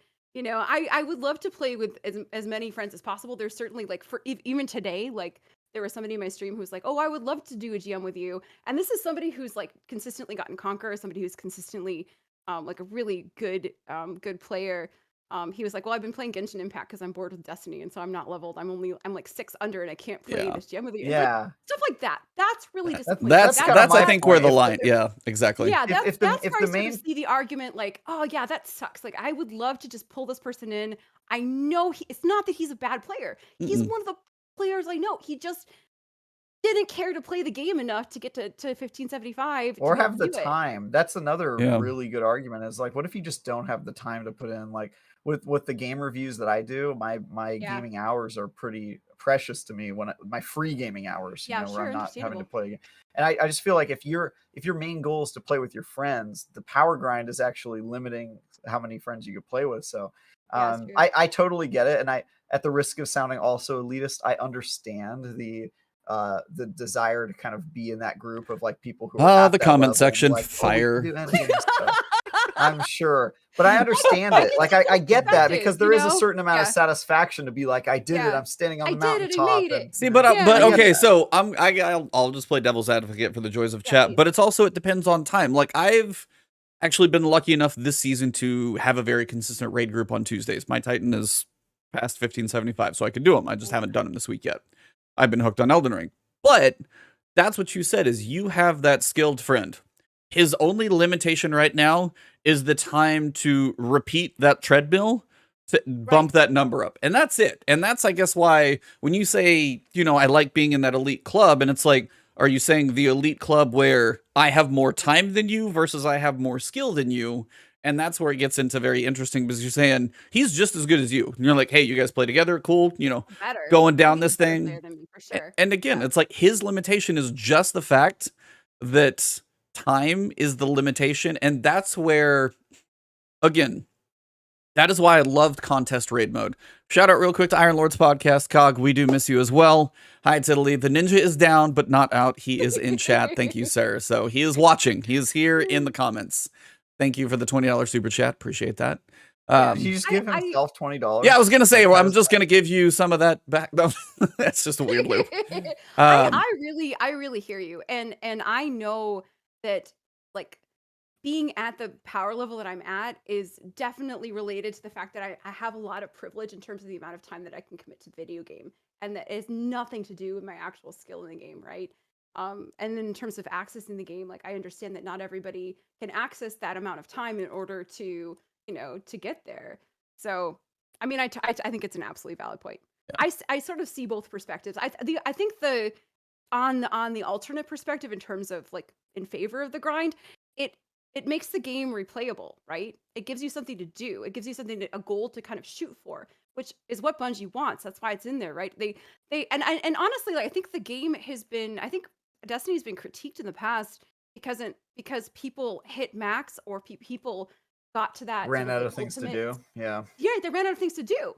So I think but that's a conundrum, and it's not. There's no good answer, right? Because you're talking about an engineering problem. You're talking about a problem of optimization, because you want to get to a point where people can access the content they want to play, and you have enough grind to keep people occupied and engaged in the content. So that's an optimal point. And has Bungie hit that with the GMs, or like I said, I'm exhausted. Master raid is actually what worries me more. I kind of think how they hit that. I don't know. I think that's a good question. Yeah, I think there kind of is a good answer, at least in my mind. From what I would hope that they would achieve is that they make all of the mandatory content easily accessible, and I think they've done a great job of that. Like, playing the raid, especially even on day one, was, like, more accessible than I think it's ever been. Like, they got it on a Saturday. They made the grind not hard. They made it so that you can power boost by doing the become legend version of the story mode, and then you can still do Nightfalls. You just can't do the Grandmaster versions. And even trials, they've opened up a lot of doors for that. Regardless of what you think about that, they've made it so that lots of people can play that mode now, and even can play it in solo queue. Yep. Yeah. But I think that they have to make the grind for the hardcore people who want things to do every day, who want to live in Destiny, and they have to give that outlet, but they have to make it optional, so that the people like me, who definitely don't have time for that kind of grind, the people with kids, the people with jobs and that sort of stuff, where they can't dedicate all of it, they don't feel like they're missing out. They don't have FOMO over it. And I feel like Grandmaster Nightfall and the Master Raid are good examples where I respect the people who grind it out, but I personally don't feel FOMO, because I got to play Nightfalls and I got to play the raid on the normal modes, and I don't feel like I'm missing out a ton. So I actually think Destiny's probably in the best spot it's ever been in terms of accessibility, and balancing that with the no-lifers who want to just, like, live in Destiny with their all their gaming hours. They're trying to make everybody happy, right? Yeah, and they'll never get them all. Damn good yeah, job. I was like, they'll never perfectly balance, as you said, that balancing scale. It's always going to be moving a little bit back and forth. Is this person happy? Is this too easy? Is this too hard? Too much time? Too little time? There's just a lot of factors that go in. Yeah, and then it also just kind of depends on, also, as we talk about sometimes, is the reward worth the grind? That's the other side that sometimes they hit and sometimes they don't. So when it comes to Grandmaster Nightfalls, if you guild your Conqueror title, will you keep grinding Grandmasters, or is that all you're mostly doing that for? Oh, I definitely will. Okay. Are you doing carries, or are you just like, hey, no, I love doing? I just like playing them with friends. I just think they're really fun. I usually finish my Conqueror. We found the unicorn, everybody. I'm sorry? I said we found the unicorn, everybody. Yeah. No, I do. I like just playing them with friends, because I'll guild it with my, like, sweaty buddies, right, who are, like, really good at the game, and then I'll go back and I'll do it with my husband and our buddy Chris, and they're both full-time people. They work full-time. It's really hard for them to reach that 1575, so they're just, like, right there. They work, they spend the time they need to. They get up there, and then I will go in these GMs with them. It took us probably 25 times to finish Glassway last season. Yeah, that one's a struggle. I can't remember. It took us, but I did it, like, in 2 tries. I did it in 3 tries today. Like, so it's like, but it's so much fun. Like, I don't care. I don't care if I'm doing it over and over. If I'm having fun with people and like that's the challenge, I'm enjoying it. So I'm See, if having a you good time. like I a probably challenge will. like that, if you like adventure games, I can't recommend Elden Ring enough because it's like the magnum opus of Dark Souls. If you ever want like that variety and you want a challenge, sounds like that could speak to you, is all I'm saying. Well, Shout out it's real 2 quick. seasons ago. Sorry. Yeah. Shout out to Blink with the $10 super chat. I agree with Travis, but Travis said it, so I'm angry and he should apologize. JK, love y'all. So yeah, it's I like it is, apologize. and you apologize as well. And The, that's the other thing I think Ebontis is sorry to interrupt. no. Is you said is the reward worth it?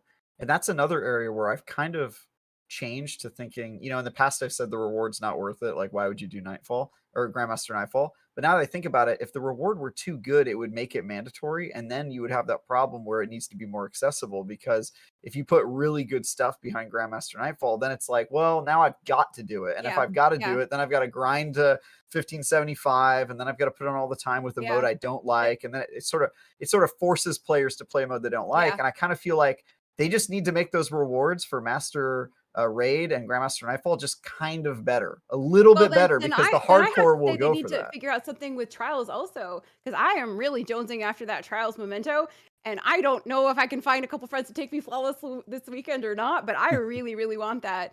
Granted, That one looks that's better than the cosmetic. Nightfall memento. That does not look good. I have the Gambit one. That's the only one I've been. See, I've got the Gambit. I saw a clip or Twitter or whatever it was for the I guess it was Grandmasters or high level Nightfall memento. That looks like a traffic cone on one of them. It's just like bright orange. The only good one is definitely the Trials one. And okay, but that's a cosmetic reward, right? I feel like that doesn't necessarily make it a must play, but something that changes the way the game works, like Recluse is probably the best example of that.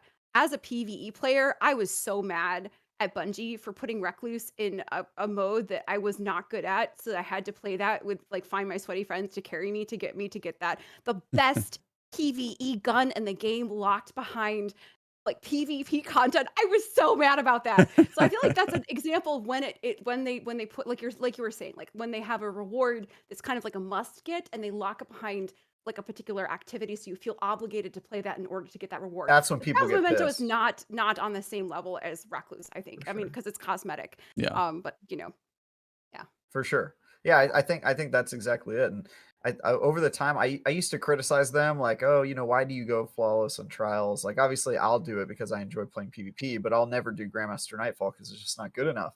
And now in retrospect, I'm sort of looking at it like it's kind of brilliant, because it means that the people who really want that stuff will feel like they've got to do it, even though it's only slightly better. They're just but those people are sort of just looking for reasons to play the game more, right? that's pretty true. And the people who just Our want to guest. get in and get out, and that's right, yeah. And actually, honestly, Ebontis, all of us are like that. Cog is like that. I'm like that. And the people that just want to like enjoy the story mode, play the raid, and then get out, they can do that without feeling like they're missing out on a ton. And I think that's kind of beautiful in a way. That's what they want. So, they want that sort of that's you've got those like tiers of player. Yeah, for sure. Yeah, and they can all be happy. They can all be happy without getting FOMO. They let everybody in at the same level this season. Bungie wants people picking up the game and playing it. Like, they don't want people to stop the game because of FOMO. Although I have to say, with all of I'm a kind of person I used to 100% Final Fantasy games to give you that kind of idea of the extent that I will play a game in order to complete everything in it. Well, it takes one to know one. So anyway. Sure does. So anyway, but when Destiny introduced these seasonal titles that get archived, I lost the interest in doing everything in the entire game, because at this point I can't. It's just over. Yeah. There certainly are people out there that have done every single seasonal title, and I'm just like, well, I can't get it, so I'm not going to worry about finishing everything now. I'm just going to do what I want to do. So in one sense, it's a release because you're freed from the obligation of doing everything. Yep. But in the other sense, like you said, I'm like sort of like the dream player. Like I'm interested in doing replayable content. So are they missing out on people who might play the game more because they're archiving things? I don't know. That's the technical limitation, like annoyance, balance, legal. I mean, we've you listen to Hogue, which is like, an attorney that a couple of us know and talk to, and listen to his thoughts about the whole Bungie sunsetting content that you've paid for. Most of us did, at least, and you can't get access to it. And there's some weird ways, even towards the end of last season, when like Forsaken pack, and then the little campaign was limited, but now you can buy the little piece of Forsaken that remains. Yeah. The monetary structure of the game is still in kind of a weird state sometimes with what is and isn't in the game. And now is that weird time where we got an expansion and we got a season, but we lost 4 seasons worth of stuff to do all at the same time. It does kind of suck some of the variety out of the game. But then when we get to the... Who's playing 3 of those seasons of stuff, though? But also you take away a newer player chance to experience. Like if you tell somebody in season 19 that might be a PvP season, but you can go through experience Witch Queen, Season of the Risen, Season of Redacted, and Season of the Redacted, which are going to have some cool stories. You can come in and experience all of that. That is actually a good time. Where we are right now is the weird moment where we just lost a lot and now it's a bit more limited again. So when you talk about the grind, and that also depends on where it's at too, is you talk about like grinding, and that's always the balance of they did well to get to 1550. For all of us to get to 1550 was not hard. Like 1550 for the raid was cake. That was I had one character. You didn't even need to like go between characters and have all your bounties. I had bounties saved. It helped with your artifact, but honestly, everything else was just a bonus. But literally to get... They gave you the 15, 20. Yeah, so you had 30 levels to go. That was beautiful. Boom, done, easy. Yeah, so that part's been the best ever. But then, as you said, you get into the time of, well, do I want to do my 3 strikes? Do I want to do my 3 Gambit matches? Do I want to do 3 strep matches in Crucible? Then do I want to do Preservation for like the 5th time, even though I've done this thing that takes a while to do? And you get to these other pieces. They did mention like Legend Psyops actually does have a Pinnacle drop to it, but it hasn't showed it for like 7 weeks. So honestly, when I was looking at it, I was like, there's no point in doing Legend. But apparently I didn't know that was broken. Even then, though, it still doesn't seem totally... I think 1550 should still be match made, but we've broken that one as many times as we need to. But it is this weird... They are working with like a whole bunch of like puppet strings, and they've got it decently balanced for a lot of tiers of players. Like you're like, I'll play hardest stuff, I'll play master raids, keep giving me stuff to play. The other person who comes in, plays the story, checks out the season, 4 weeks later, I'm gonna go play something else. And they got the PvP a little bit, and that's where it probably needs the most help is PvP right now. And hopefully over the course of this year, they mentioned Glory, Playlist, and Survival getting a rework in season 19, but again, that's 9 months away theoretically. So I do think sunsetting is a good thing for the game, number one. Because I think it kind of hones down to the content that Bungie wants to focus on and wants people to experience when they come into the game. But I also think Bungie has kind of gotten a miss in terms of introducing new lights into the content. Because I think as a new player, it's very confusing. Even as somebody who has played thousands of hours of this game, I still get very, very confused by it.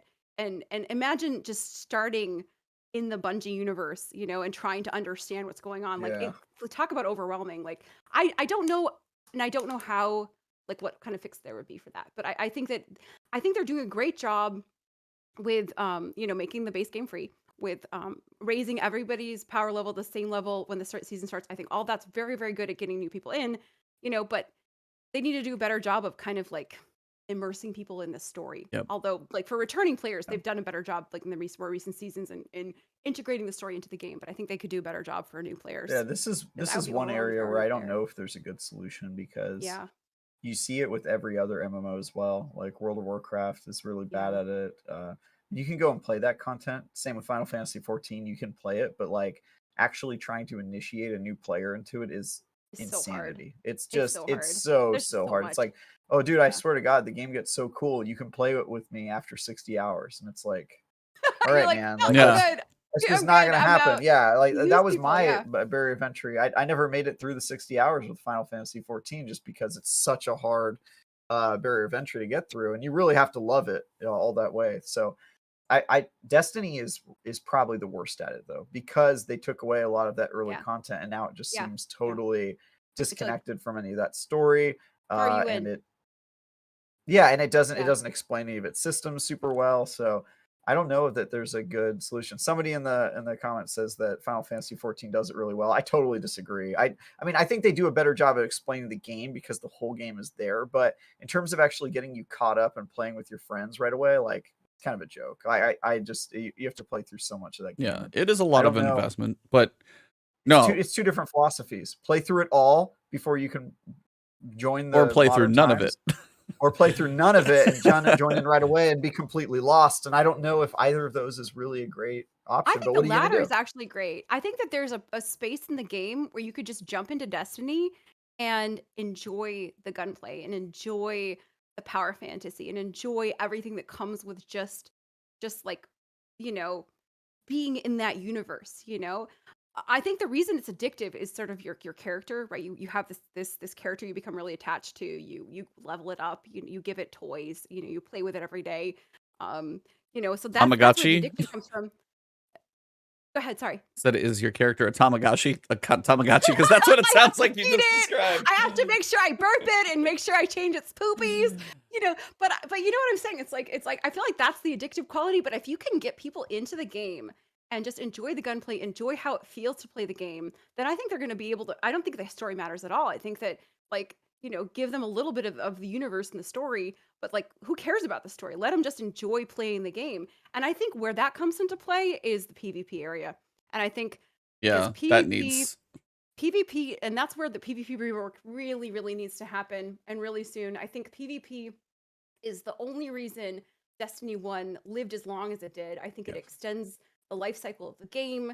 I think it makes the seasons more fun. I used to just hop in, and I'm not a PvP player. I used to just hop in Crucible in quick play and just hang out with my buddies and talk and play quick play in Destiny 1. And I don't do that anymore because quick play is so not fun at all anymore for me. So if they fix that, I think it's gonna only help returning players, and it's only gonna help the longevity of the game, and it's only gonna help new players coming in just to kind of come in and enjoy how the game feels to play. All right. Matchmaking on legend difficulty, yay or nay? One word answer.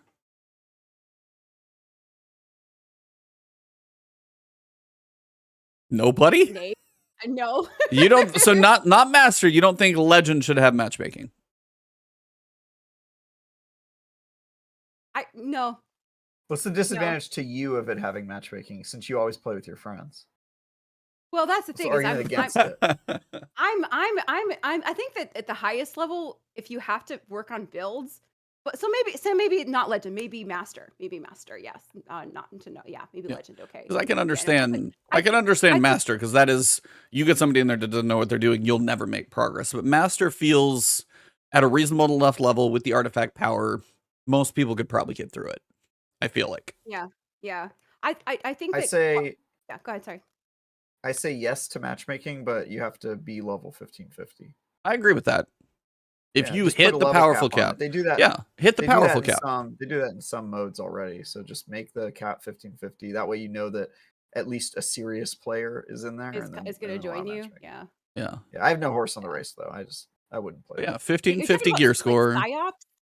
Or I mean, like PsyOps would be one. Like PsyOps 1550. Nightfalls even at legend at 1550. Those don't seem like, you know, if you get match made and it's got to check to make sure that you have, you know, the champions covered, and if you do, you're good. And then you might try and maybe leave the group if they're not good and try again. But I do feel, because I sit there and I do a lot of solo content, and you were actually talking about like the new player experience, because I literally just went through and did a video, new players against all of the modifiers that somebody's going to face if you look at something higher level. Yeah. Now, all the Grandmasters that you're doing, somebody's running Arbalist? Yay, nay? Is somebody running Arbalist for you guys? Yeah. So how does a new player acquire Arbalist? I don't even know. Exactly my point. Exactly my point. That's my point. I don't know. You either can hope Xur sells it, which that's a crapshoot, or you get a random drop, which could be armor or weapons, and that's every 1,000 you kills.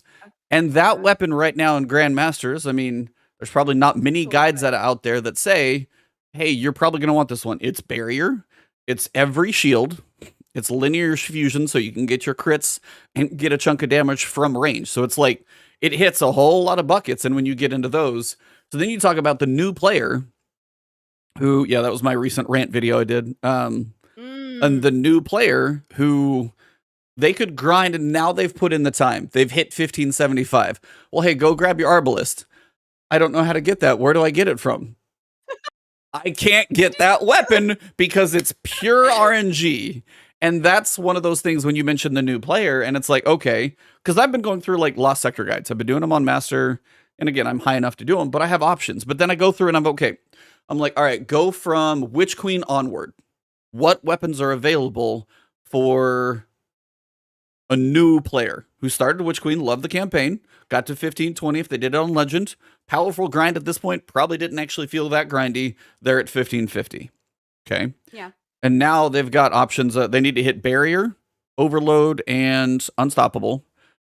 And then you've got different shield types. Maybe you need Arc, maybe you need Solar, maybe you need Void. And you get to the point of you need a Solar Pulse Rifle. Solar's like the big standout for whatever reason. Because if you need Barrier, it's Bow or Scout. There is one Solar Bow in the game, and it comes from Last Wish. They probably haven't done that. For Scouts, Solar Scout. Pallades Corrector, I think, might be the only one outside of another one. Again, Vision is in the raid. DSC Scout. DSC Scout. DSC. Okay. I was trying to take raids out of the equation because these are solo activities. So these are solo, potentially solo friends to do raids with. Correct. Okay. But yeah, but you can go grind out exotics and try and get these things. So then you're like a blue scout rifle that's solar, I believe. Please take that into a Master Nightfall and let me know how that goes. EK does it. He really does. No, he does. He runs a blue solar scout rifle. Absolutely. I think it's the only one that's solar and has explosive. No, go ahead though. I see what you're saying. Like, but yeah, like that's the idea. So that was the long train of thought that I went through. Is like, so if you want a solar scout or pulse or whatever it was, it's like now we do have adaptive munitions, which is starting to help a little bit. So you're kind of getting there. But again, if somebody gets to that point, and as you said, the new player experience, it's just rough. That's basically the long-winded way to say that, is because the new player gets to 1550. Well, let me start looking on these lost sectors. So in my downtime, and I have to do this by myself anyway, I can start building out my exotic arsenal. You're telling me I need this like Tetris puzzle of overload, solar, pulse, and kinetic here, and then the burn is void. And it's just like with the new player does look at that, it's a lot. So as you said, the PvP will help. And I think just a little bit more accessibility. And I'm hoping when they do like Solar 3.0, a lot of solar guns come into the game. Because we haven't had a solar bow that's legendary since Last Wish, and that's been 3 years. So I'm going, how? We just got a Void one. We have like a couple Arc ones. We keep never getting solar bows. And then the same thing with Arc 3.0. I hope we get a huge insert of, so they really round out all the archetypes. So a lot of different people have them. That's all. That was the biggest problem with sunsetting, wasn't it? Because they sunset so much stuff. Yep. That you couldn't, if you were looking for a particular, like, I wanted to get like a void sniper or something like that, like, or I can't even remember, like I don't remember what I was looking for, but I was like, this literally does not exist in the game currently. I had one, but it was sunsetted and I deleted it, and now I don't have anything to fit that particular slot. So I see what you're saying. I think that like for new people coming in, all of that is extremely overwhelming. And how do they even get there? Yeah. I think that it's like some of the I think that when they introduce intrinsic champion to some of these exotics, that helps a little bit if the exotics are accessible, right? And I think that helps a little bit. But I definitely see your point. That's like if you're coming into the game, like how do you get enough of these pieces of the puzzle in order to be able to complete these high level activities that require you to have champion stuff equipped? It's hard. New players have a hell of a treadmill ahead of them. That's for sure. That's tough. I'm gonna take like 60 seconds. Gambit Labs invasion switching. I wanted to ask first, before this came out, did this sound fun? Because basically the way it works, at 40, and I don't remember the other number when you get the invasion. Maybe it's 75? 75. Yeah. I think it's 75. Your team, when you dunk, you decide when the other team's invasion portal opens. How does that sound like it would play out before you even started? So Travis, I know Tiddly, you've played a little, but you got to experience it. Travis, I don't think you have yet. So in your head, where do you think the strategies are going to go, or how do you think that's going to go down? So I think we talked about this on the show when it was announced that they were going to try this, and my first reaction was, that seems like how it should work to me. Is like based on the other team's progress, you get to invade rather than your own progress, because I don't know, that just, it seems more like it, like, why did they do it the other way, where you scoring opens up the portal so that you can enter the other team? So different philosophies. I honestly, Gambit just has so many other problems. I think that this is such a minor change. I was just like, all right, cool, maybe that'll work better than the current system, but I still don't think it's going to fix this really just awful experience that I get when I play Gambit. So I was not looking forward to it. Speaking about a bad new player experience, there's like not even a tutorial to Gambit, but anyway. I know, dude, it's so bad. It's so bad. What are these things that fall on the ground but sometimes fall through the floor? No, I'm just, so Tiddly, you've played, even if it was like a match or two, what'd you experience, or what are your just thoughts on this experiment? I think, okay, so first of all, it doesn't fix the main issue with the new Gambit this season, which is the damage gated bosses, right? Because that prolongs the torment of Gambit even longer than it should. Because part of the satisfying thing about last season's Gambit is how you could melt the bosses so quickly. And I know that there's certain strategies you could use to bypass the damage gates in Gambit, which I'm not sophisticated enough to do that. But I think that it doesn't fix that core problem, right? That being said, I do agree that, like, hypothetically, giving your team the ability to control when the other team invades seems better than giving the other team control over when they're going to invade, right? Because then the other team can kind of strategize, oh, we're going to dunk. Because that's what I was doing before they updated. I was like, okay, well, they delayed the first invaded to 40, right? So you dunk 40, you get your invade, right? So what people were doing is, because the first invade was happening so much later, is everyone gets a big blocker. Everyone puts the big blocker in at the same time. You get your invade, you go in, you do your thing. So I haven't played it enough to know like what the current strategy is, but I don't think it's a big enough change to make the mode feel better. But I think that particular change doesn't hurt the mode. It doesn't make it worse. What I need to know is maybe they put this in the TWAB, but I don't remember reading this. I need to know what the invasion timeline work, how the invasions work once the primeval is summoned. Because that was my experience today. I would like the getting up to the primeval was totally fine. The new system for me, totally fine. But once you get the primeval, it almost felt like we were getting invaded constantly once we summoned the primeval. And we were winning. We summoned the primeval first, and then it was like invasion. We kept on getting killed. And then, of course, as you know, that's super unfun, right? Like I invaded. Like I said, not a PvP player. I'm out there cheesing, my Galahorn. I got my Galahorn. I'm running Hunter and Fizz. I'm like, being sneaky. I got 4 kills on my invade as a terrible self-admitted terrible PvP player. They had gotten their primeval down to a quarter, got the entire health back. How bad does that feel for the other team, right? But I don't. So that's my question. My question is, what was changed about the invasions once somebody's primeval is summoned? Because it almost felt like we were being punished for winning, and that also makes the game go longer, because what Bungie did last season, it sounds like they didn't change anything. No, it doesn't. It's honestly like the change may be slightly better, but it doesn't fix the mode. I guess is maybe my summary of because the invasion, once you summon the primeval, the constant invasion, that's not new to Gambit. That's always been kind of, at least in recent and I years. Hate that. Yeah, it's not great.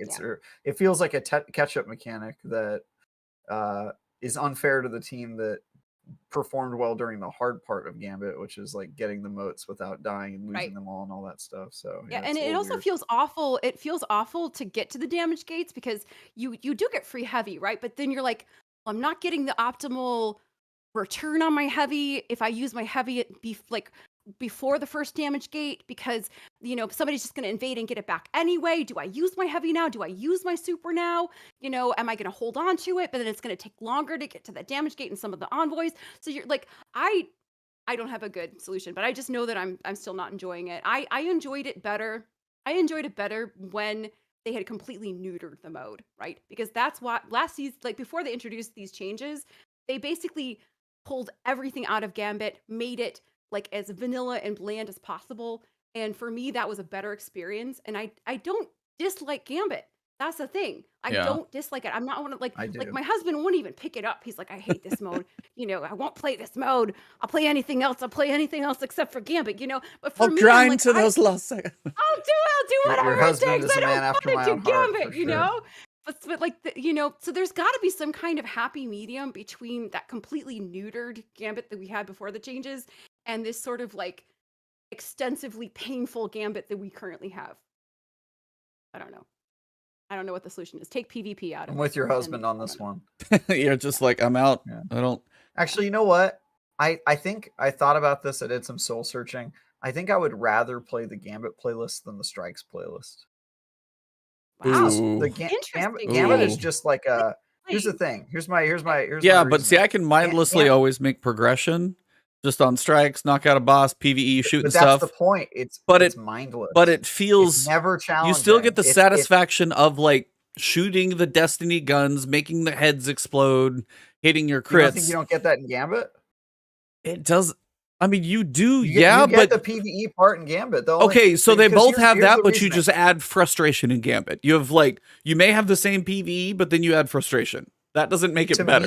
To me, there's nothing more frustrating than entering this like bland, super boring, repetitive. I've done it 1,000 times, just mind-numbing experience that is strikes, where it's like, oh, a strike I've done 50 times, time to do it again with no changes, no difference. I'm just like going through it. You could be in a coma and play the strike playlist, like without really any. I mean, you are correct. That's not wrong. It is mind-numbingly easy, and I just think I would rather play a imbalanced, imperfect experience where at least things are different every match because there's variables and but is it? There's only 4 maps.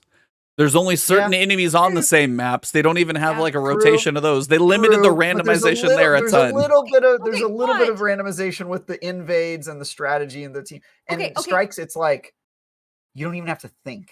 It's devil's boring. advocate. I do feel like the one thing that Bungie got right in Gambit is the power fantasy that you have when you're in the invader. Because I feel like the most fun moments I have in Gambit, even as a PvE player, is when I get a good invade. That is so much fun. It feels good for a one-man army. Those do feel good. They feel amazing. Like I think that's when I'm having fun in Gambit is when but the thing is, whenever I'm playing Gambit, especially if I'm like solo queuing because, you know, no one wants to play with me, like, you know, I end up fighting blueberries to invade. And so I just kind of don't. And then I end up stuck in this like situation where I feel powerless. But devil's advocate, that's really fun. Invading can be really, really fun. Like those moments can be but the other side, how do you feel about being invaded? That's terrible. I almost that's awful. It's awful. Okay. It's terrible. All right, so I've figured it. I figured it out. Strikes. Yes. Strikes are the Xanax of and then Gambit is the bipolar disorder. Yes. It's like I love this. I hate this. I'm never playing this again. I think we figured it out. And then I guess I'd rather be frustrated than bored. Maybe this is something I'm learning about myself. I was like, I mean, boring is the worst state for games for me. It is the worst state, just straight up bored. But that's again what, like, you don't have to do those that often, and you don't have to do Gambit that often. I don't have to do Gambit that often either. I'm just saying, if I had to pick, I think I would probably choose Gambit. Strikes are the Brussels sprouts of Destiny, and then. Although I have to say, when things become boring in Destiny, the thing that I love about the Guardians in the game, like the players who love this game, is that they find ways to make it interesting. And I'm talking about like different ways. Like when I'm playing a strike, even if I'm playing with randoms, I'll go in, you know, I'll load in, I'll do a skip. and I'll pull them forward and I'll be like, haha, I bet you didn't know that that was in there, like, and stuff like that. I find that super fun. Like learning sometimes when that's why PvE is fun. Like you've done it enough times, you know how to like make things optimal, and that can be super fun. But sometimes I don't. I'll It sounds play like you get joy out of skipping past Destiny content as quickly as like possible. you which is enjoy like, not doing it, finding ways to not do it. Yeah, faster. where's Teddy when you how need him? can I not play Destiny? That's Yeah, how that's I get off. Teddy. Like, How that's can I my- do as much of Destiny as possible so I can put it away for a while? That's exactly Yeah, that's how Destiny Yeah. feels But sometimes. there is something to be said about how like you can do strikes and not give it your 100% focus. Because I'll put up a stream on my other like monitor and I'll watch a stream and kind of hang out on a stream while I'm grinding. And I find that really fun because I feel like I'll watch TV shows. That's what I yeah, do. you watch TV shows, Yeah. you can put up a podcast like this podcast or whatever, and then you're engaging in an enjoyable activity, and feeling like you're getting stuff done, because I think at its core, video games are a weird thing, right? And this is just my theory, right? Because what are we doing? We go to work, oh, well, maybe not now, maybe we work from home, but we have this job that we're committed to make our money, and then we come home and what do? We turn on the video game and we start working again. Yeah. Why do we do that? What is the compulsion there? The human I know what it is. compulsion. For Why me- do we do that? See, this Yeah. is why Well, variety helps my I'm my obs- sanity a I'm- lot.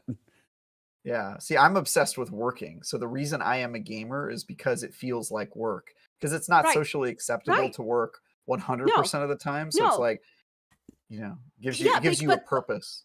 But it's not real. It's ones and zeros. At the end of the day, it doesn't exist, right? You spend, $15 on some kind of like cool Fortnite skin. Eventually when Fortnite doesn't exist, that's going away, right? The amount of time, and I mean, the artifact is a great example of that. Oh my gosh, I got my artifact Oh, I level can't to stand the plus 30. artifact. Oh my gosh, I got it leveled to plus 30. I put in all this work to get Tomorrow, the artifact gone. level to plus 30. But here's Next the thing, season, Tiddly. boom, take that Here's the away. thi- All here's the that thing, work Tiddly. gone. Why do we do that? Why are we addicted to working in video games? Here's the thing, Tiddly. You say it doesn't matter, but all three of us in this chat have found a way to make it actually work. We all make money off of it, right? This So, is like, true. That's Okay, true. fine. We work. Yeah. We The work, and people then we come listening to home the and we podcast, the people turned it watching into the work. Destiny YouTube videos, we are the minority. Most of us are who are even hearing us speak Yeah. right now. Very much the minority. The people who find YouTube videos. There's the people who just like, oh, here's this Destiny game. I boot it up at night and I kind of do some stuff. Like that's the person who you wonder when you said you're like, hey, how fun is this? Or when you get invaded, you're like, I'm not just so angry, and you're like, that person who does go do their job and then come home and wants a little escape and gets so frustrated, that's when they do set it down, unfortunately. They But really have to love it, though. They have to Yeah. love it. I Yeah. think so, because for us, to a certain extent, it is work. Like, I have to play Destiny every week, otherwise I won't have anything to talk about on the show. So, Yeah. yeah. But okay, here's the question. Would you do it if you weren't getting paid? I did before, but I think I had more freedom to not do it in the past. So there were periods of my Destiny life where I didn't play for like 2 or 3 months, and I have not done that since I've been on Destiny shows. And so Yeah. I think in the past I had more freedom, and I would not do stuff if it was pissing me off or if it wasn't productive or whatever, or if I was just bored by it, I would just check out of Destiny for a little while. And since making content for it, it's like, well, now I have to. So Yeah. I got to log in every week and write IGN's article about Xur, right? Ebontis is in the same boat there. I got to go see Xur every week. So that's like, Right. there's stuff I've got to do. yeah, it's like, I will say for me, the healthiest Destiny is when I don't live it 24/7. For me personally, Tiddly's like, my brain just broke. No, I don't either, though. That's No, the I'm giving thing. you a I hard mean, time. I'm giving you a hard time. yeah. I know. I don't do that either, though. But like for me, the balance of when you do jump into the strike playlist just to be like, oh, I got to do a couple pinnacles, but I've been playing Elden Ring for 40 or 50 hours or anything else, and then you jump back in, it feels good for a little while. Those things don't feel too bad in smaller doses. It is the point we get to, and as you said, that's where the extended grind, the treadmill feels a little bit longer, depending on where your level is. And again, as you said, you've always got people to play with.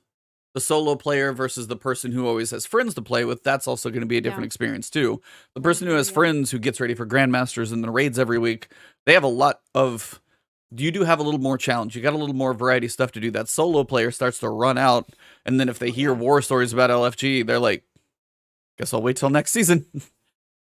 Yeah, no, that's true. And I think that's part of the challenge of grinding too when you're a solo player in terms of accessing pinnacles. I think it's really tough to get to like max power when you're just, like, what are your options? You have strikes, you have Gambit. You can do the psyops Battlegrounds because that's match made. You can't do the 100k Nightfall because that's not accessible to you. Generally not. Like you can probably solo the preservation mission if you're like Oh, an that's not average bad. player. Yeah, that's Not too bad. You can probably solo that, and that gets you a pinnacle, but that's going to take you longer, and it's not going to be as fun. Like your pool of things you can access are limited. I mean, just for pinnacles, powerfuls are a little bit different, right? But if you're trying to get to that 1560 base, a lot of the pinnacles that you have to get are locked behind friendship, or at least LFG ship. So, and that is the true destiny. And that is the end game. The friend game is the end game. The friend game, yes. As I think that's part of why we do it. To answer your question from earlier, is like it is a social experience for some of them. Even if you're pissed at the game, at least you're pissed with somebody. And also, I mean, if this is what you do as a hobby, if you don't make money off of it, you're still like what other hobby are you going to do that feels more productive than games? You know what I mean? Like, well, as somebody said, it's better than doom scrolling TikTok. That's right. It's better than being bored. I think it's way more hard at some of those cat videos. Yeah, they're. I've been in for pain sure. You before can get some TikTok. entertainment out of it, but like, is watching TV? Does that feel more productive than video games? Like, I would say no. So well, but I think it's interesting that you say productive, because is that the end goal of your it is for your me. hobby time? It is for me. See, he just said he likes working, and his working is video games. Yeah. So you're kind of addicted to working, like kind of in the same way. Oh, I for sure am. I'm super American, man. I'm like I'm living that American workaholic life, but for sure. Yeah. I'm bought in. I was gonna say, hey, some TV is worth the experience, though, for sure. For sure, but it doesn't feel like work. It feels like, you ever get antsy when you sit and watch? I do. I'm like super over TV and movies the past couple of years. I can't. I have to be doing something else as well. My wife is a multitasker, and I'll like enjoy like the acting and the nuance and like the little character development, and then my wife will still get most of the show, and she'll be playing like Words with Friends. Yeah, she'll be doing other stuff the whole time, but she still catches most of it, so I got to give her props for pretty impressive multitasking. Those are terrible people to watch shows with, though, because you like look to them and go, "Did you get that?" And they're like, "Huh?" Or they ask questions. They have those. I have those moments when I'm like, or it's like, "Hey, do you want to watch a movie that I know she hasn't seen?" And it's like, "Hey, this is one I like," and then I'm like, "Are we gonna watch the movie?" No, but they actually, I feel like television production companies actually create streamable content for that particular population. They like do. There's a whole series, like especially reality TV shows. They want the content to be interesting and fun, but not so like not take all your attention. Complicated that it doesn't have to hold your complete attention. They literally do that. That's why people binge watch these shows. They don't intend you to give your full 100% attention the entire time. Nobody's paying full attention to Is It Cake? No one's doing that. I don't even know what that is. Is It Cake? It was like the top show on Netflix like a couple weeks ago. It's just a show where exactly that kind of show. That is a perfect example of nobody is watching that full attention. No one. No, people are doing something else when they're watching that show. That's like a show you watch while you're jogging. You're like on the treadmill and you have it on your phone, for sure. Yeah, exactly. All right. Yeah. Well, the last thing I did want to ask is the end of the TWAB touched on one thing that, because we basically blew through most of the TWAB. Shout out, by the way, to the Bungie Foundation. They do have the Kilts for Kids. That's their annual foundation with the Seattle Ronald McDonald House that they're working on, 11 years strong. Again, if you donate for that, you got an emblem that you can get, and then obviously some art in there. If you're generous and you got $1,000 to donate, you can also buy yourself basically a brand new headquarters studio tour. You got to take care of your travel and all that stuff, but that basically is awesome charity donation. I also let you go check it out. It also seems like the Destiny community had a good time in Reddit over the weekend.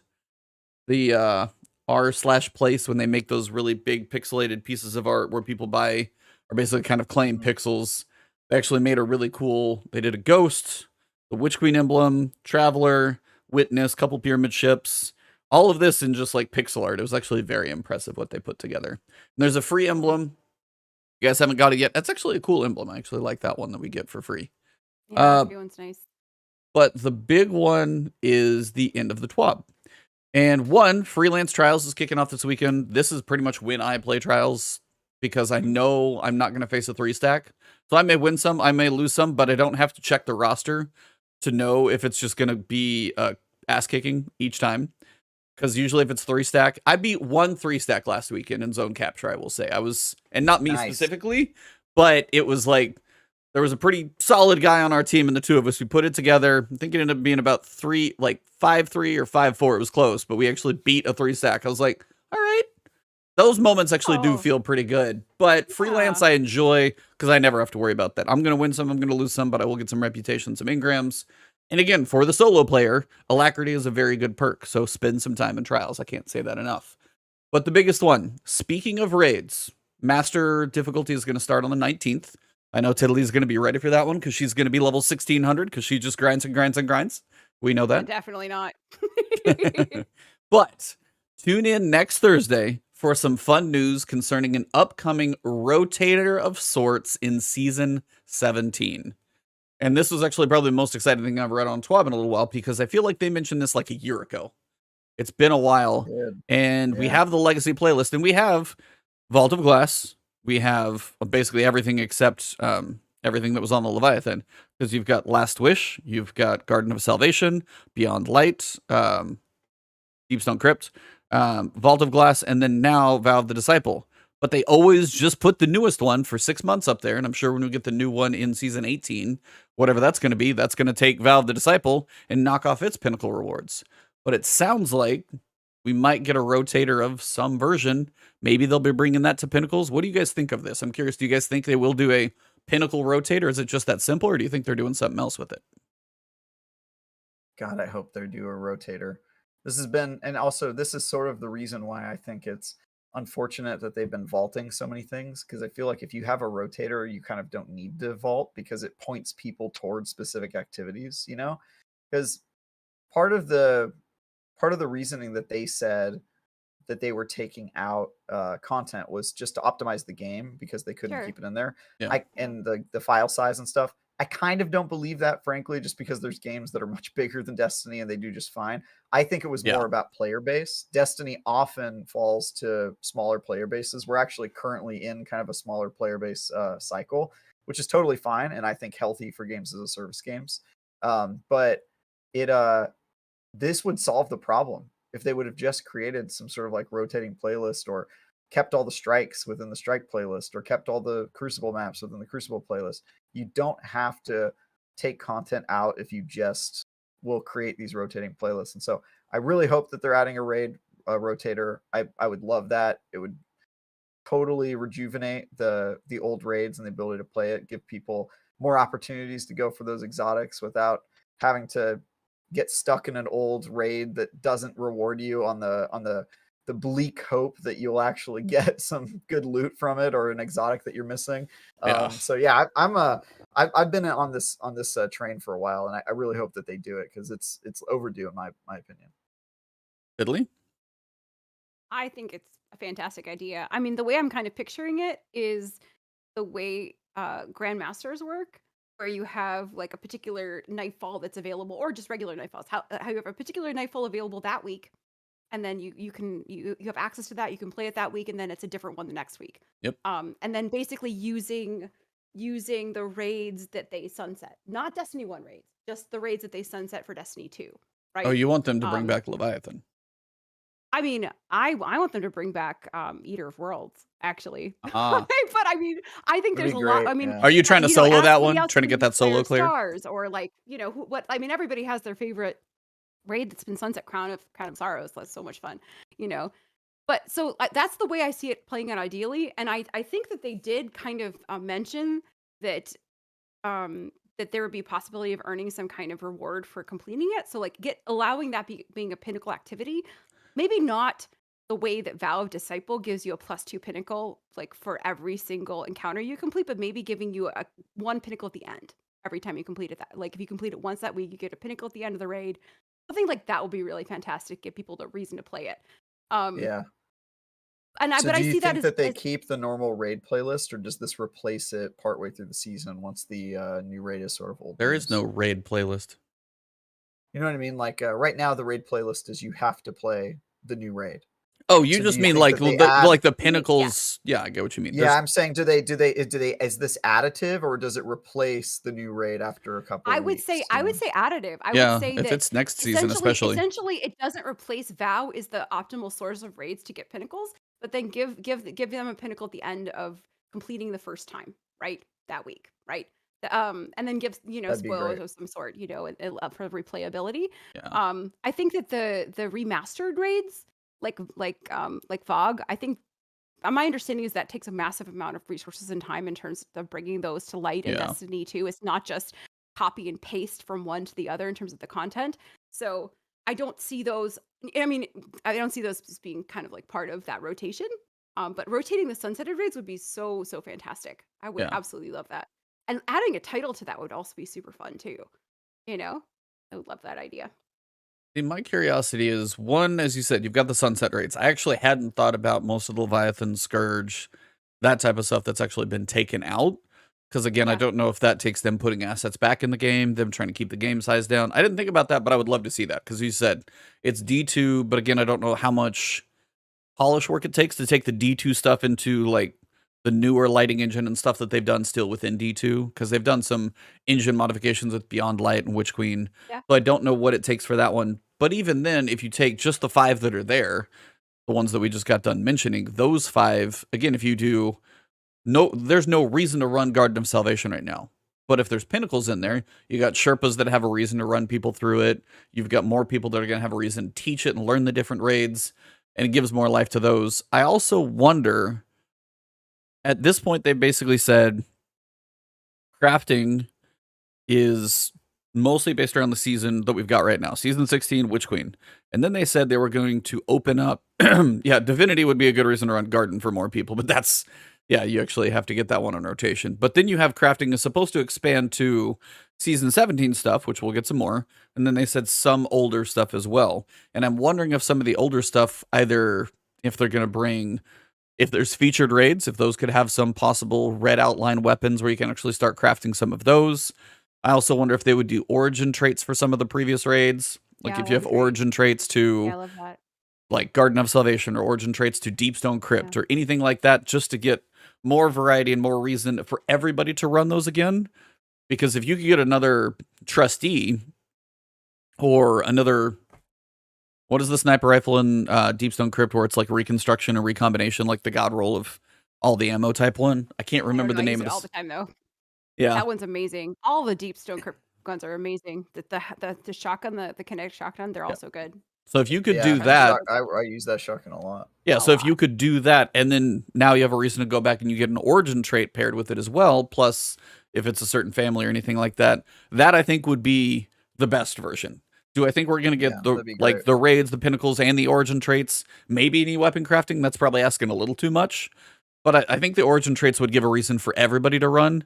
Because as you said, if it's like one pinnacle or maybe 2 pinnacles from a raid, once you hit that 1560, a lot of people will lose the reason to run that Sure, list. sure. But if you if you give a done with little doing bit more pinnacles, loot, I'm 1560 base, yeah. so I'm not going to be doing any more pinnacles. I Yeah. have no reason. I don't have to ever do my Succession repeated time. Gambit, 3 games of Gambit Yeah, a week ever. You're again done. this season. I'm You done. never have to I'm touch done. Gambit. Yep.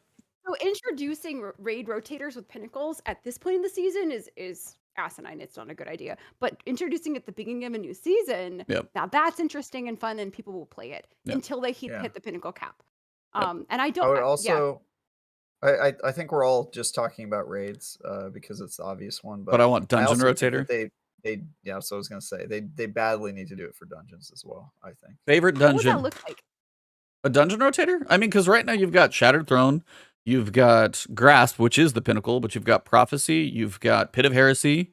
And what if just Right. one of those a week is going to be, a pinnacle? Same thing. If you get origin traits in those, anything like that, just to give, because you have a lot of dungeons which that's a solo, low man level content. They're built around one person and then 3 people can do them. It's built for that other less sized group, like person, either they know 1 or 2 people or they don't know the big group of 6 for a raid. That's the other side where I think that I really hope they do that too, because that type of rotation gives a different player base something else to go do. And we get a dungeon next season. Yeah. Well, that's a good idea. Yeah. So I was like, that was the one thing I saw, is because you just said, I was like, I love Shattered Throne. I have zero reason to go run it. Pit of Heresy the same way. It's a cool experience. Prophecy, like if you've never seen Prophecy, that's one of the trippiest things that you'll ever go through, especially trying to solo that thing. Prophecy. So Yeah. good. The cube room, the boss fight. Rotating playlists with pinnacles would definitely be a reason to do it. Making those weapons only drop their craftable versions if they were in the weekly playlist is a great way. So they got a lot of tools at their disposal. I would like to see them. I think the real reason to replay the older raids and the the Shattered Throne, the dungeons is like loot that's specifically tied to whatever that is. Because I was running, let's see, what were we doing? We were doing Last Wish, just the last bit of it. We were basically checkpointing and doing Last Wish runs for 1K when that was just so overpowered last season. No. So or I was running the garden initial encounter on 3 characters just for that bow. The garden bow is really good. It's really, really good. So, and once I got a god roll, I was like, okay, well, I'm done doing that. But I think that but if you attach something else to that, if I was able to craft that garden bow, then that would give me, as like you said, this like nerdy, I'm happy to do the content over and over player, a reason to run garden over and over, so I could craft a garden bow, even though I have a god roll one. Additional grind, I could craft one with maybe like enhanced perks that's even better than the current one that I have.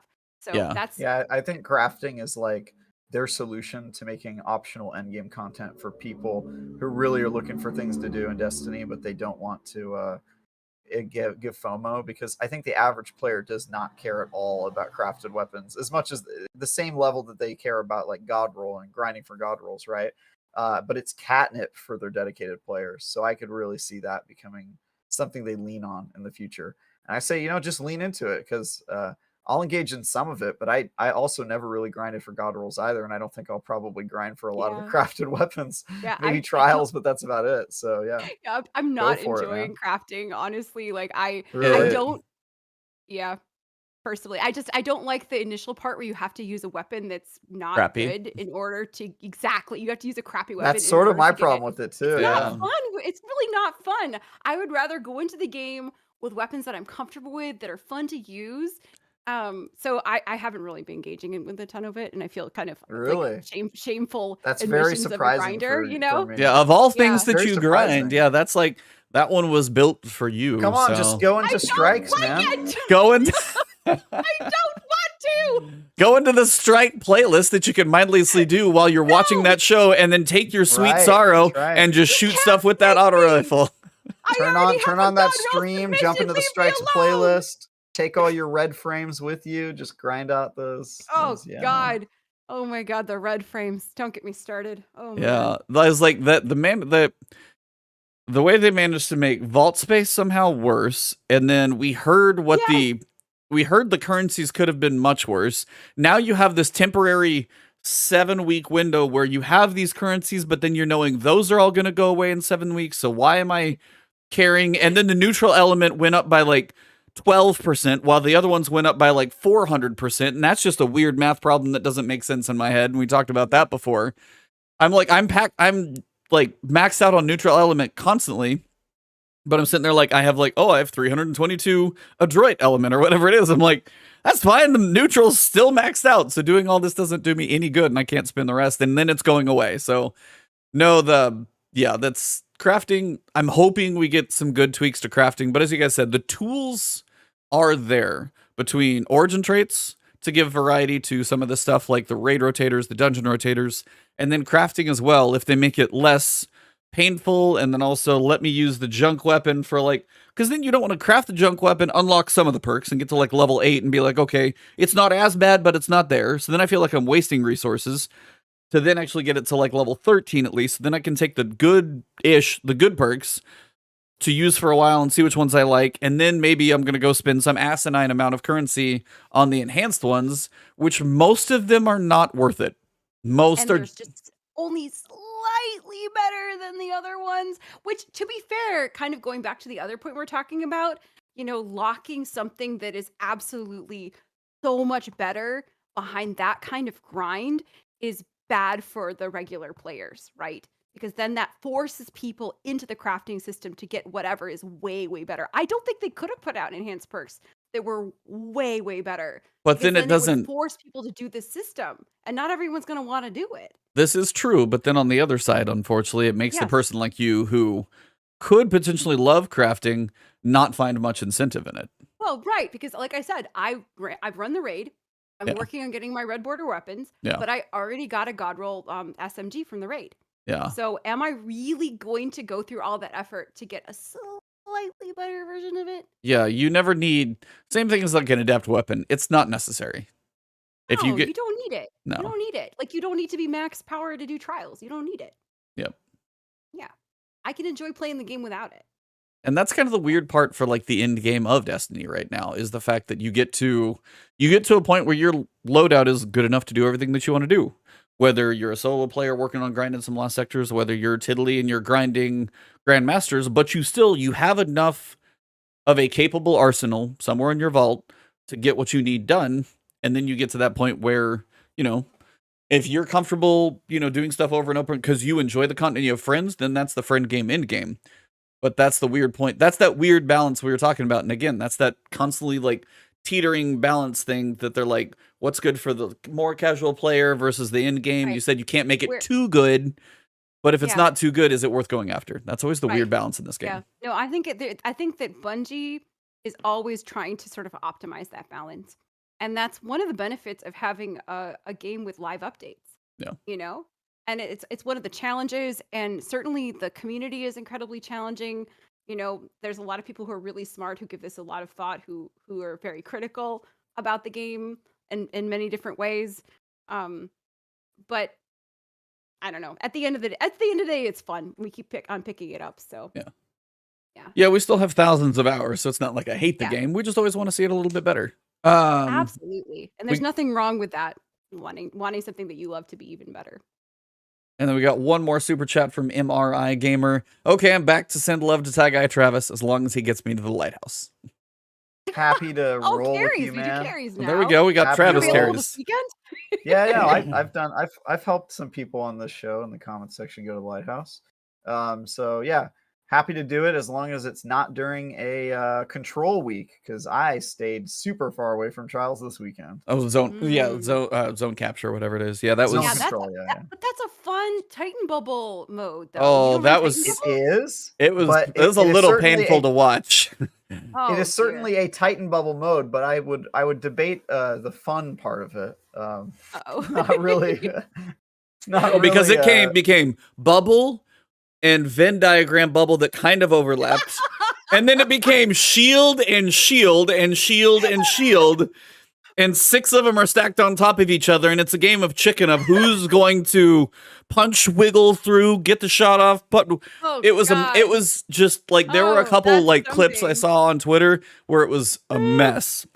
Shout out to DJ Oros with the hashtag friend game end game as well, of course. But yeah, no, it was like zone capture with Void 3.0 needs the Solar and Arc 3.0 needs some kind of counter. That's the point where I keep like, I want those other two to see how they can try and work around that. And it's just, when you saw the double bubble go down, I was like, oh God, this is just going to be a mess. And then like shield.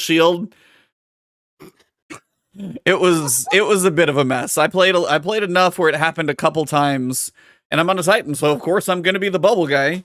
And Titan Train was definitely running on trials this weekend. It was a bit of a mess. But yeah, normal freelance this weekend.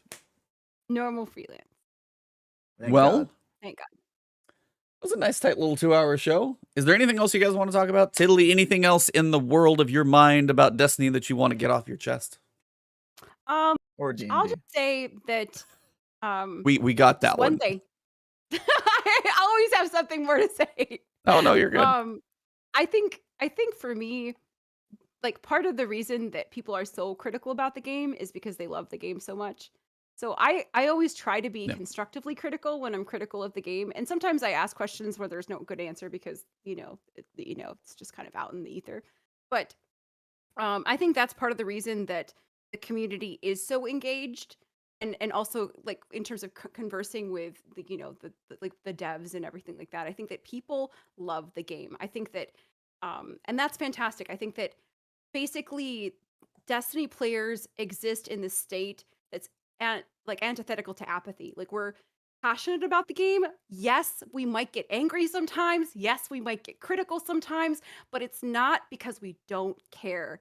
It comes from a place of love of this video game. Yeah. So I see that as a wholly positive thing. I think that certainly it can be expressed in a not so great way sometimes, but I think generally speaking, I think that I love this community because they are so passionate about this video game. So No, I mean, that makes perfect sense. If we were apathetic about it, we probably wouldn't play it. absolutely. I'm gonna complain about Gambit still though. Oh, that's fair. I mean, Yeah. Travis is going to complain about Not Trials. right. I'm going to complain. I'm going to complain about the new player Lost Sector experience. We all have our pieces that we'd love to see better, and it's the balance of Bungie and teams and live service and bandwidth to get everything done at the same time, which is impossible, and we know that. So we know they're building another season. We know, if you saw the development chart from GDC, that like multiple seasons are in development at the same time, and then we have to try and ask for these other quality of life fixes, and we get a couple of them every season. Not all of them work out well. Crafting, we got crafting beta 0.8 version. We're not quite at 1.0 yet. We got the beta. We're working on it. We got some ironing out to do. We got some corners to smooth out, but we'll get there. Yep. But overall, yes, I think that is one of the reasons we probably said this on the show before too. It is a game of so much potential that when we see a glimmer of something that we know could be there, that we even get more critical and excited because we're like, oh, this could totally be this we see. It's like it's just out of reach, and I wanna go grab it, but it's not quite there right now. Right. And And it's frustrating when it doesn't meet what we expect. But at the same time, I think we also have moderately unrealistic expectations sometimes. And sometimes I also think that when Bungie is at its best is when they throw stuff against the wall and see if it sticks. That's how Trials was created, which is arguably one of the best things that's happened to the game. So I wish every creative random thing for them to think of to add to the game to make it more fun. I want them to take risks. I don't want them to listen to me as someone who's critical of the game, because I'm thinking in the context of the game as it exists. I want them to continue to like grow and change and make super cool new things. And yeah, some of them are going to really be bad, and that's okay, but some of them are going to be amazing. And I think that that's part of like a live game experience, and that's partly part of what keeps us coming back, so yeah, nope, that is very well said, and I think that's a good way to wrap that one up as well. Yeah, as we wrap up the show, I first want to thank you, Tiddly, for taking the time. I know it's a couple out of hours of your streaming and time with your man and all that type of stuff that we're taking away from. So thank you for bringing I'm still spending time with my cat, though. That is true. Yeah. You got Fluff. You are Conan Fluff. Well, thank you for bringing flowers onto the show. That is also a first time. We appreciate that. It makes the stream much prettier than these ugly mugs that we've got here. So we thank you for bringing the attractiveness of the show up. Next time I'll bring my tie, though. I feel underdressed. I was going to say, like, you've talked about D&D. You said Trials is one of the best things that was brought to the game. Like, you are preaching to the Travis choir right now. You have no idea how happy he is you are here. Amazing ties. I have some really nice ties. Bow ties. I can wear rock them? a tie. Next time I'm bringing a tie. For sure. Well, we will definitely have you back. This was an absolute blast. We had a ton of fun. So much fun. Thank you so much for having me. I love talking about this game, and you guys are great. I actually, it's rare when I'm talking to people about the game that they make me think about it in a different way, and both of you did that tonight, and I really appreciate that. So thank you so much for a good conversation. Very nice. Love that. Yeah. Stimulating. Mm-hmm. Well, at this point, the floor is yours. So anybody who sees this in all the different places we put this show, just got to let people know where to find you, what you'll be doing. Yeah, the floor is yours to say anything you feel like saying, within reason, of course. I've seen your streams. I know I gotta put a caveat on. Did I swear once? I was very, very good. Borderline maybe. Okay. So anyway, I create content on Twitch, twitch.tv/Tiddly. I'm live Monday through Friday, 9 o'clock CST, streamer time, which means not always right on time. Right. And I stream in the mornings. I think of my content as kind of a super energetic morning show. I'm a really obnoxiously happy morning person. So if you're into that, then and you need a little personality caffeine in the morning, that's kind of what I try to provide for people. And that's where you can find me. And certainly you can follow me on Twitter. I do my Go Lives on Twitter. I sometimes will post my Destiny hot takes on Twitter. But there you go. Come by if you want to. That's a good incentive as anything. I don't know if I've seen personality caffeine in the morning. That's pretty good. So it's pretty true. That's what I try to provide. I like that. Yeah, a good pick-me-up just by being, again, your infectious personality. As I jumped in the stream, I don't know what conversation I jumped into, but I was laughing trying to figure out what was happening because it was a weird conversation. It was like, sounds about right. Yep. Travis, what about you, man? I know we have secrets coming from you sometime, but... A little bit, yeah. A very sad secret. I just want you to be like the guy on the side of the pool when they're judging dives and be like, 2. Yeah. So yeah, that's me for sure. So yeah, I am reviewing a game I can't really talk about yet, but it's a bad game and I'm going to be telling people not to play it. I think next week is when the embargo lifts. And other than that, I did a preview of a game called Superfuse at Game Developer Conference. That's on IGN. Done some other reviews. We were talking about Tiny Tina earlier. I reviewed that. You can watch that on the site. And then also you can watch me on Sunday mornings on a show called Bitcast. Yes. Where I get into it with Ainsley Bowden and Richard Hogue, the lawyer gamer content creator that lots of people know and presumably love these days. You can see me fight with him about Star Wars and other topics. We're going to be talking about Lego Star Wars this week, so I'm sure that will be contentious. I'll be curious to hear about the Halo show thoughts on that one. Oh yeah, the Halo show. So I have not seen episode 3, so I need to get on that. He said he may have retired from the show after that one. He hates it. Yeah, he hates it. He's gonna stop watching it, I think. So yeah, but yeah, that's on Sunday mornings at 8 a.m. Pacific. Yeah, I wake up early for that one. And other than that, you can follow me on Twitter at TyGuyTravis and read my articles on IGN. And yeah, it's good times. Also, hit me up on Destiny, I guess. Yeah. And also, if you're in San Francisco, go and enjoy a tabletop game. That's right. If you're in San Francisco, hit me up. We'll play some RPGs, tabletop RPGs. This is the man. Well, I don't think we could have had a better guest for Travis just to pick the brain of a D&D. Cognito, we missed you, but I think Ty Guy was in his bag on this one. I think he was way too excited. I had to reel us back into the Destiny show. It could have been D&D. It could have been D&D for 2 hours. Some people would probably have been like, "Cool, this is a variety show." Others would have been like, "I'm out." But it was a great balance, and it's honestly that's kind of why I like bringing so many different people on the show. Is we get to let somebody, and if I find that little thing where I can like kind of pop the seal on the Tupperware and like let somebody really go crazy about a topic they're really like excited about, I always like seeing somebody do that. So when it was like D&D, I saw both of you go at it. I was like, oh, that's content right there. It's just easy. But it's when you're passionate about something, it's easy to see people talk about it. So whatever it is, it's nice to see you open up. So it was very cool to get another side of you, which I was very happy to see. So. But for me, Ebontis, I'll be streaming Elden Ring until I beat that damn game. So that's like a lot of my variety streams outside of Destiny, of course. I will be doing, I suggest you try that. If you like all these crazy challenges in Destiny, I don't know if you like action type games, but but you do like challenges though. So it does seem like something that might speak to you.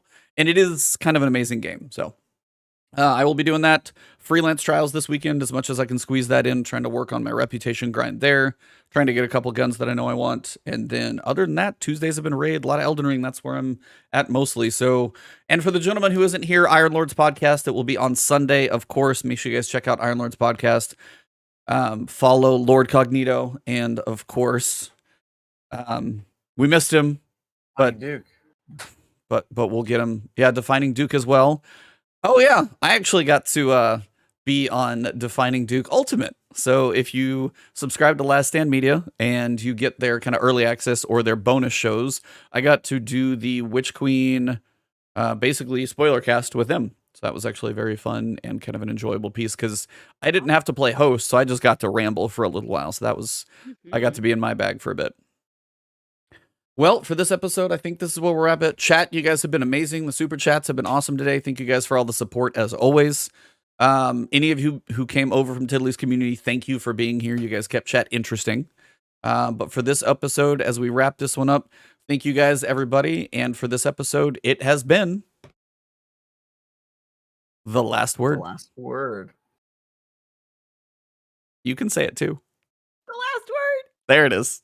I'll edit that in later. That's the fun part. You did the guns. Like, guns. Just, on instinct. Just like, hey. Yeah. All right, everybody. You guys are awesome stream. We will see you later. Have a good one. McClunky.